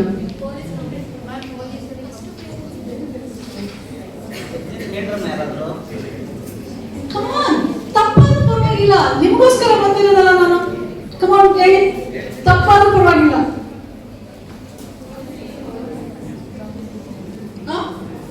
ಇಲ್ಲಿ ಮೇಡಮ್ ಹೇಳಿದ್ರಲ್ಲ, ಫಸ್ಟು ಪೇರೆಂಟ್ಸ್ ಹೇಳ್ಬೇಕು, ಸೆಕೆಂಡು ಮಕ್ಕಳೆಲ್ಲ ಏನ್ ಮಾಡ್ತಾರೆ ಗೊತ್ತಾ, ಅಪ್ಪ ಅಮ್ಮಗೆ ಹೇಳಿದ್ರೆ ನನ್ನ ಸ್ಕೂಲಿಗೆ ಕಳಿಸ್ತಾರ, ನನ್ನ ಕಾಲೇಜಿಗೆ ಕಳಿಸ್ತಾರ, ಹಂಗೆ ಏನ್ ಮಾಡ್ತಾರೆ, ನನ್ನ ಬಗ್ಗೆ ಏನ್ ತಿಳ್ಕೊತಾರೆ? ಏನು ತಿಳ್ಕೊಳಲ್ಲವ. ತಪ್ಪು ಮಾಡದೇ ಇರೋರು ಯಾರೂ ಇಲ್ಲ ಜಗತ್ತಲ್ಲಿ. ಇದಲ್ಲಪ್ಪ, ಇನ್ನೊಂದು ಬೇಕು ಹೇಳಿ. ಫಸ್ಟು ನಿಮ್ಮ ಅಪ್ಪ ಅಮ್ಮಗೆ ಹೇಳ್ಬೇಕು ನೀವು. ನಾನು ಜೇವರ್ಗಿಗೆ ಹೋದಾಗ ನಾನು ಅಲ್ಲಿ ಮಕ್ಕಳನ್ನ ಮಾತಾಡಿಸಿದಾಗ ಇದೆಲ್ಲ ಹೇಳ್ಕೊಂಡು ಬಂದಿದೆ. ಒಂದ್ಸಲ ಜೇವರ್ಗಿಯಲ್ಲಿ ಸೆಕೆಂಡ್ PUC ಓದೋ ಮಗಳು ಫೋನ್ ಮಾಡ್ತಾಳೆ, ಮೇಡಮ್ ನಾನು ಸ್ಟೇಷನ್ಗೆ ಹೋಗ್ಬೇಕು, ಈ ಥರ ಒಬ್ಬ ನನಗೆ ತುಂಬ ಟಾರ್ಚರ್ ಕೊಡ್ತಾ ಇದ್ದಾನೆ, ಬ್ಲ್ಯಾಕ್ ಮೇಲ್. ಸ್ಟೇಷನ್ಗೆ ಹೋಗಕ್ಕೆ ಭಯ ಅವಳಿಗೆ. ಅವಾಗ ನೀವು ಯಾರು ಭಯ ಪಡಬಾರ್ದು, ಸ್ಟೇಷನ್ ಧೈರ್ಯವಾಗಿ ಹೋಗಿ ಹೇಳ್ಬೇಕು. ಪೊಲೀಸ್ ನಿಮ್ಗೆ ಸ್ಪಂದಿಸದೆ ಹೋದ್ರೆ ಅಲ್ಲಿ QR ಸ್ಕ್ಯಾನ್ ಇರುತ್ತೆ, ಸ್ಕ್ಯಾನ್ ಮಾಡಿ ಪೊಲೀಸ್ ಪ್ರಾಧಿಕಾರಕ್ಕೆ ಕಂಪ್ಲೇಂಟ್ ಕೊಡಿ. SP ಹೋಗಿ, ಸೂಪರಿಂಟೆಂಡೆಂಟ್ ಆಫ್ ಪೊಲೀಸ್, ಯಾರು ನಿಮ್ಮ ಪೊಲೀಸು? SP. ಭಾರಿ ಎಲ್ಲರೂ ಹೇಳ್ತಿರಲ್ಲವ ನೀವು. ಮಿಥುನ್ ಕುಮಾರ್ ಬಂದಿದ್ರಾ? ನೋಡಿ, ನಿಮ್ಮ SP ಹತ್ರ ಹೋಗಿ ಕಂಪ್ಲೇಂಟ್ ಮಾಡಿ. ಸರ್, ನಾನು ಸ್ಟೇಷನ್ಗೆ ಹೋಗಿದ್ದೆ, ನಾನು ಸ್ಪಂದಿಸಲಿಲ್ಲ ಸರಿಯಾಗಿ. ನೀವು ಧೈರ್ಯವಾಗಿರ್ಬೇಕು. ನಾನು ಹೇಳಿದೆ, ಹೆಣ್ಣು ಮಕ್ಕಳು ಹೆಂಗೆ ಧೈರ್ಯಗಿತ್ತಿ ಕೇಳದ್ರಿ? ಕಿತ್ತೂರು ರಾಣಿ, ಅಬ್ಬಕ್ಕ ರಾಣಿ ಅಂತ ಮಂಡಲ್ ಹುಟ್ಟಿರೋ ಮಕ್ಕಳು ಭಯ ಬೀಳ್ತಾರ? ಯಾರ ಹತ್ರ ಹೋಗ್ಬೇಕು ನೀವು? SP ಹತ್ರ ಹೋಗ್ಬೇಕು. ಹೋಗ್ತೀರಾ? ಅಪ್ಪ ಅಮ್ಮ ಹೊಡೆದ್ರೆ ಒಂದು ಡೇಟ್ ಹೊಡಿಬೋದು, ಒಂದು 4 ಮಾತು ಬೈಬೋದು, ಬಟ್ ತಪ್ಪಾಯ್ತು, ನಾನು ಇನ್ನೊಂದ್ಸಲ ಮಾಡೋದಿಲ್ಲ, ನಾನು ಓದ್ತೀನಿ ಅಂತ ನಾವು ವಿಶ್ವಾಸನ ಮೂಡಿಸಿದಾಗ ಅವ್ರು ನಮ್ಮನ್ನು ಓದಿಸ್ತಾರೆ. ಸೊ ಹಾಗಾಗಿ you should be very very careful. ಯಾರೇ ಏನೇ ನಿಮ್ಮ ಮೇಲೆ ಆ ಥರದ್ದು ಮಾಡಿದ್ರೆ ಇಮ್ಮಿಡಿಯೇಟ್ಲಿ ಫಸ್ಟ್ ಅದರಿಂದ ಹೊರಗೆ ಬನ್ನಿ. ಯಾಕೆಂದ್ರೆ ನಾನು ನೋಡ್ತೀನಿ, ಇವೆಂಟ್ ಮ್ಯಾನೇಜ್ಮೆಂಟ್ ತುಂಬಾ ಇದೆ ಇವಾಗ.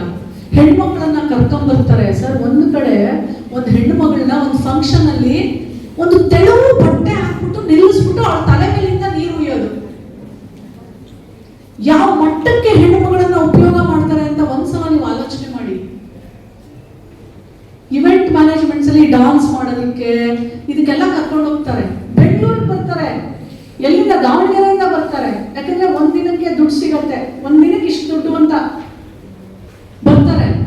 ರಾತ್ರಿ ಎಲ್ಲಿ ಉಳ್ಕೋತಾರೆ? ಯಾರ ಜೊತೆ ಉಳ್ಕೊಳ್ತಾರೆ? ಯಾರ ಮೇಲೆ ನಡೆಯುತ್ತೆ? ಇದು ಫಸ್ಟ್ ಬರ್ದಿರೋದಿದೆ ನೋಡಿ, ಸೈಬರ್ ಕ್ರೈಮ್ ಅವೇರ್ನೆಸ್. ನಾನು ಬರ್ದಿರೋದಿದೆ.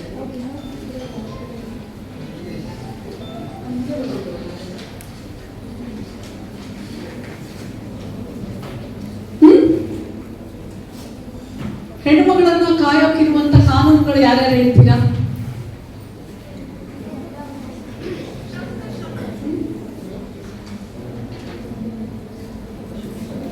ಹೇಳಿ, ಯಾರು ಏನೇನು ಗೊತ್ತು ಹೇಳಿ, ಅದು ಹೇಳ್ಬಿಟ್ಟು ನಾನು ಕಂಪ್ಲೀಟ್ ಮಾಡ್ಬಿಡ್ತೀನಿ. ಇಷ್ಟು ಗೊತ್ತಿರ್ಬೇಕು ನಿಮಗೆ.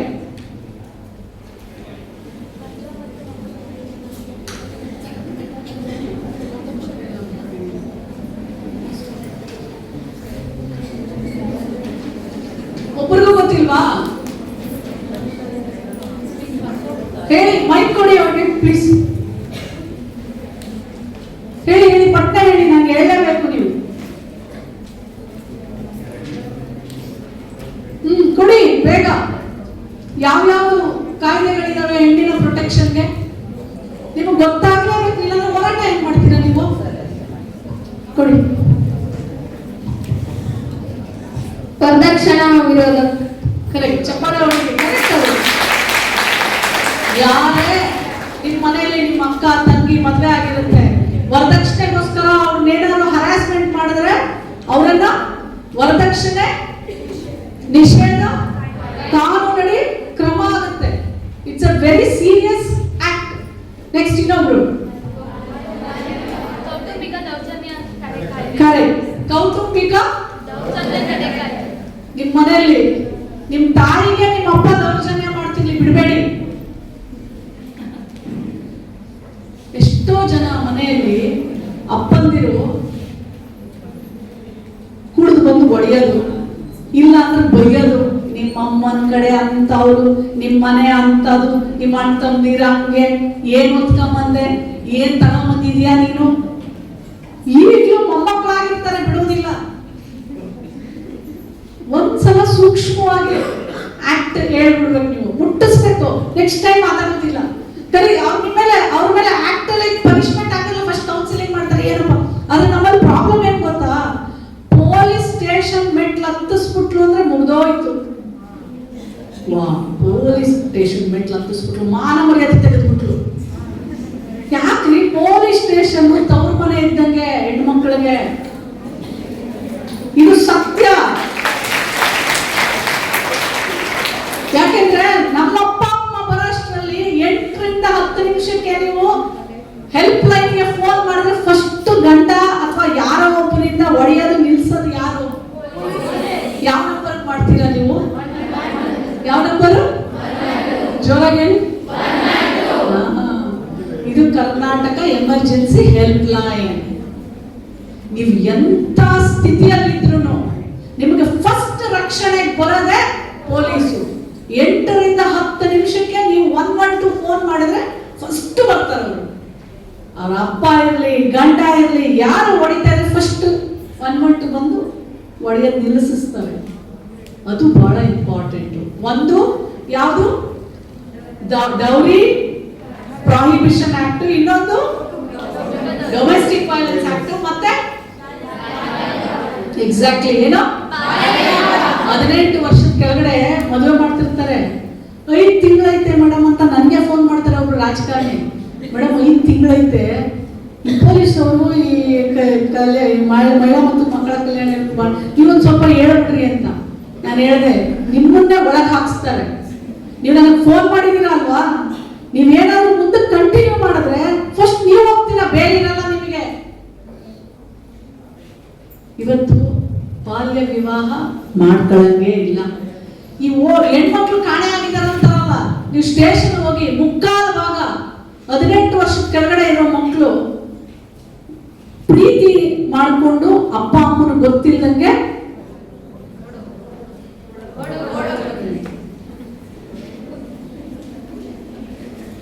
ಮಾಡಬಾರ್ದು. ಅದು ಎಷ್ಟು ದಿನ ಮಜಾ? ಎಷ್ಟು ದಿನ? ಎಷ್ಟು ದಿನ? ಆದ್ರೆ ನೀವು ಅದೇ ಟೈಮ್ನ ನಿಮ್ಮ ಭವಿಷ್ಯವನ್ನ ಕಟ್ಟೋದಕ್ಕೆ, ನಿಮ್ಮ ಶಿಕ್ಷಣಕ್ಕೆ ಟೈಮ್ ಕೊಟ್ರೆ ಅದು ಎಷ್ಟು ದಿನ? ಇನ್ನೊಂದ್ಸಲ ಹೇಳೋಣ, ಸಾಯವರೆಗೂ ನಿಮ್ ಜೊತೆ ಆ ಶಿಕ್ಷಣದ ಶಕ್ತಿ. ಶಿಕ್ಷಣ ಅಂದ್ರೆ ಏನ್ ಅನ್ಕೊಂಡಿದ್ದೀರವ? ಅದು ನಿಮ್ ಒಳಗಡೆ ನಿಮ್ಮ ಸ್ವಾಭಿಮಾನದ ಹೆಜ್ಜೆ ಶಿಕ್ಷಣ, ನಿಮ್ಮ ಆರ್ಥಿಕದ ಹೆಜ್ಜೆ, ನಿಮ್ಮ ಪ್ರತಿಷ್ಠಿತೆಯ ಹೆಜ್ಜೆ, ನಿಮ್ಮ ಗೌರವದ ಹೆಜ್ಜೆ ಶಿಕ್ಷಣ.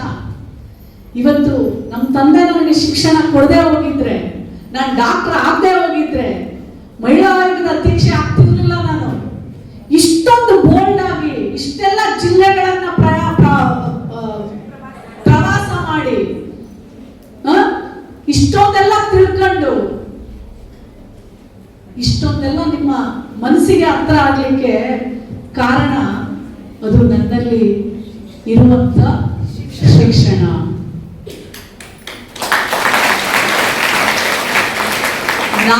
ನನ್ನಲ್ಲ, ನೀವು ನನಗಿಂತ 100 ಪಟ್ಟು ಎತ್ತರಕ್ಕೆ ನೀವು ಬೆಳಿಬೇಕು. ಬೆಳಿತೀರೇಲ್ವಾ? ಸೊ ಇವತ್ತಿಂದ ಎಷ್ಟು ಗಂಟೆಗಳ ಕಾಲ ಓದ್ತೀರಾ? ಬೆಳಿಬೇಕಂದ್ರೆ ಓದ್ಬೇಕಲ್ಲ. ಆಯ್ತು, ನೀವು ಹೇಳ್ತೀರಾ SP ಹೇಳ್ತೀರಪ್ಪ, ಮಿಥುನ್ ಕುಮಾರ್ ಕೇಳ್ರಿ, ಕರೆದ್ಬಿಟ್ಟು ಒಂದ್ಸಲ ಮಾತಾಡಿಸಿ ಸರ್ ಅವ್ರ ಕೈಯಲ್ಲಿ. ಎಷ್ಟು ಗಂಟೆಗಳ ಕಾಲ ಅವ್ರು ಓದ್ತಾ ಇದ್ರು IPS ಎಕ್ಸಾಮ್ಸ್ ಕ್ರ್ಯಾಕ್ ಮಾಡೋಕೆ ಕೇಳಿ. DC ಅವ್ರನ್ನ ಕೇಳಿ, ಡಾಕ್ಟರ್ ನನ್ನನ್ನು ಕೇಳಿ. ನಾನು ಅಷ್ಟು ಇಂಟೆಲಿಜೆಂಟ್ ಏನಲ್ಲ, ಬಟ್ ಆದ್ರೆ ಶ್ರಮ ಪಡುವ ಜೀವಿ. ನನಗೆ ಅಷ್ಟು ಈಸಿಯಾಗಿ ಎಕ್ಸಾಮ್ ಪಾಸ್ ಆಗೋಕ್ಕೆ ಕಷ್ಟ ನನಗೆ, ಬಟ್ ಆದ್ರೆ ಕುತ್ಕೊಂಡು ಬರೀತಾ ಇರ್ತಿದ್ದೆ. ನಾನು ಒಂದು ಬರ್ಲಿಲ್ಲ ಅಂದ್ರೆ 10 ಸಲ ಬರೀತಾ ಇದ್ದೆ. ನಾನು ಯಾವತ್ತೂ ಫಸ್ಟ್ ರ್ಯಾಂಕ್ ಬಂದೇ ಇಲ್ಲ, ಯಾವತ್ತೂ ಹೋಗ್ಬಿಟ್ಟು ಸ್ಟೇಜ್ಗಳ ಮೇಲೆ ಅವಾರ್ಡ್ ಇಸ್ಕೊಂಡಿಲ್ಲ. ಒಂದೇ ಒಂದ್ಸಲ ನನಗೆ ನೆನಪಿದೆ, ಒಂದು ಹಾಡು, ಜನಪದ ಗೀತೆ, ಹೊಸಕೋಟೆ ಗುರುರಾಜ್ ಅವರ ಒಂದು, ಅವಾಗ ತಾಯಿ ಸತ್ತ ಮೇಲೆ ತವರಿಗೆ ಎಂದು ಹೋಗ, ಅವಾಗ ಒಂದು ಹಿಟ್ಟು ನಾವು ಮಕ್ಕಳು ಓದ್ಬೇಕಾರೆ ಆ ಹಾಡು ಹಾಡ್ಬಿಟ್ಟು 2nd ಪ್ರೈಸ್ ತಗೊಂಡಿದ್ದೆ. ಅಷ್ಟು ಬಿಟ್ರೆ ನನಗೆ ಲೈಫಲ್ಲಿ ನೆನಪೇ ಇಲ್ಲ ಯಾವಾಗ ನಾನು ಸ್ಟೇಜ್ ಮೇಲೆ ಹೋಗಿ ಪ್ರೈಸ್ ಇಸ್ಕೊಂಡಿದ್ದೀನಿ ಅಂತ. ನನ್ನಂತ ಒಂದು ಸಾಮಾನ್ಯ ಹೆಣ್ಣು ಮಗಳು ಇಲ್ಲಿವರೆಗೂ ಬರ್ತೀನಿ ಅಂದ್ರೆ ನಿಮಗೆ ಇವತ್ತು ಎಷ್ಟೆಲ್ಲ ಪ್ರೋತ್ಸಾಹ, ಎಷ್ಟೊಂದು ಎಲ್ಲ ಅವಶ್ಯಕತೆ, ಅವಕಾಶಗಳಿದ್ದಾವೆ. ನೀವು ಅವಾಗ ಎಲ್ಲಿಗೆ ಹೋಗುವ? ಉನ್ನತ ಮಟ್ಟಕ್ಕೆ ಹೋಗ್ಬೇಕು. ಹೋಗ್ತೀರಾ? Cyber crime help line number ಹೇಳಿ. ಕರೆಕ್ಟ್? ಯಾರು ಹೇಳಿ? ನಿಂತ್ಕೊಂಡು ಹೇಳಿ. ಕನ್ನಡದಲ್ಲಿ ಹೇಳು. 1930 ಫೀಡ್ ಮಾಡ್ಕೊಳ್ಳಿ. ಇಮಿಡಿಯೇಟ್ ಹೆಲ್ಪ್ ಲೈನ್ ಫೋನ್ ಮಾಡಬೇಕು. ಯಾವುದೇ ತರ ಫ್ರಾಡ್ ಆಗಲಿ, ದುಡ್ಡು, ಎಷ್ಟು ಜನ ಫ್ರಾಡ್ ಈಗ. 1930 cyber crime help line. Karnataka emergency help line 11.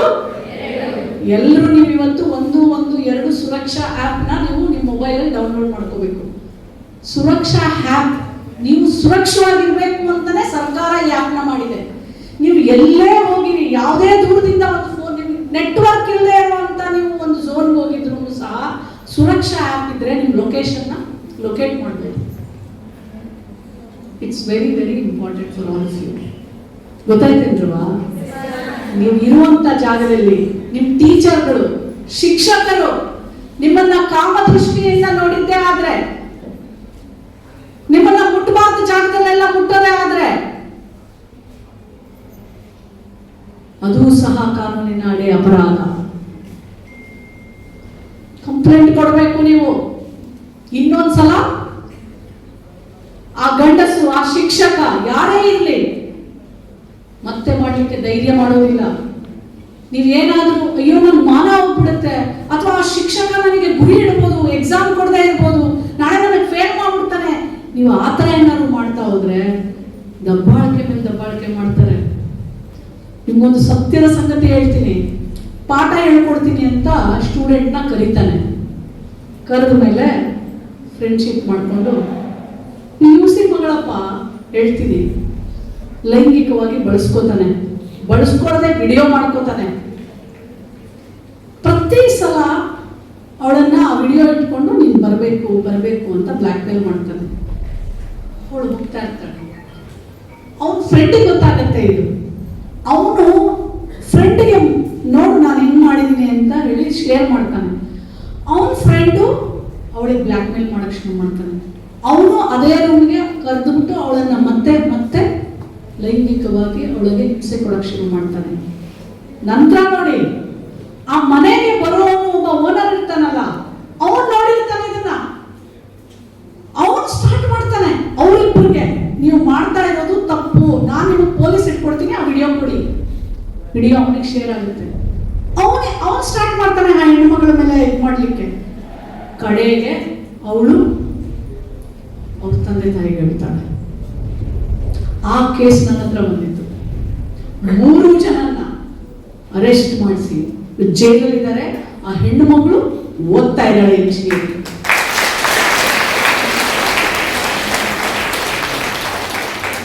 ಯಾಕೆ ಹೇಳ್ತೀನಿ ಅಂದ್ರೆ, ನೀವೆಲ್ಲರೂ ನನಗೆ ಮಕ್ಕಳು ಸಮಾನ. ನನ್ನ ಮಕ್ಕಳು ಸುರಕ್ಷಿತವಾಗಿರ್ಬೇಕು, ನಮ್ಮ ಮಹಿಳೆಯರು ಸುರಕ್ಷಿತವಾಗಿರ್ಬೇಕು. ಇದು ಮಹಿಳಾ ಆಯೋಗದ ಅಧ್ಯಕ್ಷೆಯ ಆಶಯ. ಹಾಗಾಗಿ ನೀವೆಲ್ಲರೂ ಸುರಕ್ಷಿತವಾಗಿರಿ, ಶಿಕ್ಷಿತರಾಗಿ ಒಂದಿನ ಈ ರಾಜ್ಯದ ಮಹಿಳಾ ಮುಖ್ಯಮಂತ್ರಿ ಶಿವಮೊಗ್ಗದಿಂದ ಆಗಲಿ ಅಂತ ಹಾರೈಸ್ತಾ ಪ್ರಶ್ನೆ ಮಾಡುವುದನ್ನ ಕಲೀರಿ. ಯಾವತ್ತೇ ನಿಮ್ಮ ಮೇಲೆ ಯಾವುದೇ ತರ ದೌರ್ಜನ್ಯ ಆದ್ರೆ ಏನ್ ಮಾಡ್ಬೇಕಂತ ಹೇಳಿದೀನಿ? ಹಲೋ, ಕಾಲೇಜಲ್ಲಿ ಆಂತರಿಕ ದೂರು ಸಮಿತಿ ಇದೆಯಲ್ವಾ? ಯಾರಿದ್ದಾರೆ ಅಧ್ಯಕ್ಷರು? ಒಂದು ನಿಮಿಷ ನೀವು ಹೇಳ್ಬೇಡಿ, ಮಕ್ಕಳು ಹೇಳಿ. ಸ್ಪಂದಿಸ್ತಾರಾ? ಅಂದ್ರೆ ಅಲ್ಲಮ್ಮವ್ರು ಒಳ್ಳೆಯವರು ಅಂತ ಆಯ್ತು. ಒಳ್ಳೆಯವರು ಅಂದ್ರೆ ತಾಯಿ ತರ ಸ್ಪಂದನೆ ಮಾಡ್ತಾರೆ ಅಂತ ಇಲ್ಲಿದ್ರೆ ಹೋಗೋದಿಲ್ಲ. ಆ ಜಾಗದಲ್ಲಿ ಯಾರು ರಾಕ್ಷಸ ತರ ಆಡೋ ತರ ಆದ್ರೆ ಹೋಗೋದಿಲ್ಲ. It's done over. ಎಂತವ್ರೇ ಆಗ್ಲಿ, ಗಿವ್ ಕಂಪ್ಲೇಂಟ್. ಆಮೇಲೆ ಫ್ಯಾಕಲ್ಟಿ ಇದೀರಾ ಇಲ್ಲಿ ಯೂನಿವರ್ಸಿಟಿಯಲ್ಲಿ ಕೆಲಸ ಮಾಡ್ತಾ ಇರುವಂತ, ಅದು ಗೆಸ್ಟ್ ಫ್ಯಾಕಲ್ಟಿ ಇರಲಿ, ಪರ್ಮನೆಂಟ್ ಫ್ಯಾಕಲ್ಟಿ ಇರಲಿ, ಗೌರವದಿಂದ ನಡ್ಕೋಬೇಕು. ಯಾರ ಮೇಲೂ ಲೈಂಗಿಕ ದೌರ್ಜನ್ಯ ಆಗ್ಕೂಡುದು.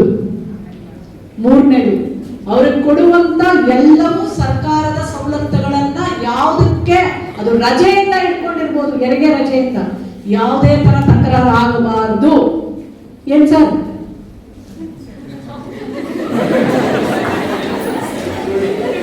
ಮಾಡಿದ್ರೆ ಅದು ಕಾನೂನಿನ ಅಪರಾಧ ಆದ್ರೆ thank you and I love you all. So ಮಕ್ಕಳಿಗೆ ಏನಾದ್ರು ಪ್ರಶ್ನೆ ಇದ್ರೆ ಮೈಕ್ ಕೊಡಿ please. So thank you so much. Thank you. ಹೆಣ್ಣು ಇಲ್ಲದ ನಾವಿಲ್ಲ, ಹೆಣ್ಣು ಇಲ್ಲದ ನೀವಿಲ್ಲ, ಹೆಣ್ಣು ಇಲ್ಲದ ನಾವಿಲ್ಲ, ಹೆಣ್ಣು ಇಲ್ಲದ ನೀವಿಲ್ಲ, ಹೆಣ್ಣು ಇಲ್ಲದ ಜಗವಿಲ್ಲ, ಹೆಣ್ಣು ಇಲ್ಲದ ಏನಿಲ್ಲ, ಹೆಣ್ಣು ಇಲ್ಲದ ಜಗವಿಲ್ಲ, ಹೆಣ್ಣು ಇಲ್ಲದ ಏನಿಲ್ಲ. ತಂದನ್ನೋ ತಾನೋ ತಾನಂದನ್ನೋ ತಾನೋ, ತಂದನ್ನೋ ತಾನೋ ತಾನಂದನ್ನೋ ತಾನೋ. ಹೆಣ್ಣು ಹೊನ್ನು ಅಂತೀರಾ, ಹೆಣ್ಣಿನ ಶೋಷಣೆ ಮಾಡ್ತೀರಾ, ಹೆಣ್ಣು ಹೊನ್ನು ಅಂತೀರಾ, ಹೆಣ್ಣಿನ ಶೋಷಣೆ ಮಾಡ್ತೀರಾ. ಹೆಣ್ಣು ಇಲ್ಲದ ನಾವಿಲ್ಲ, ಹೆಣ್ಣು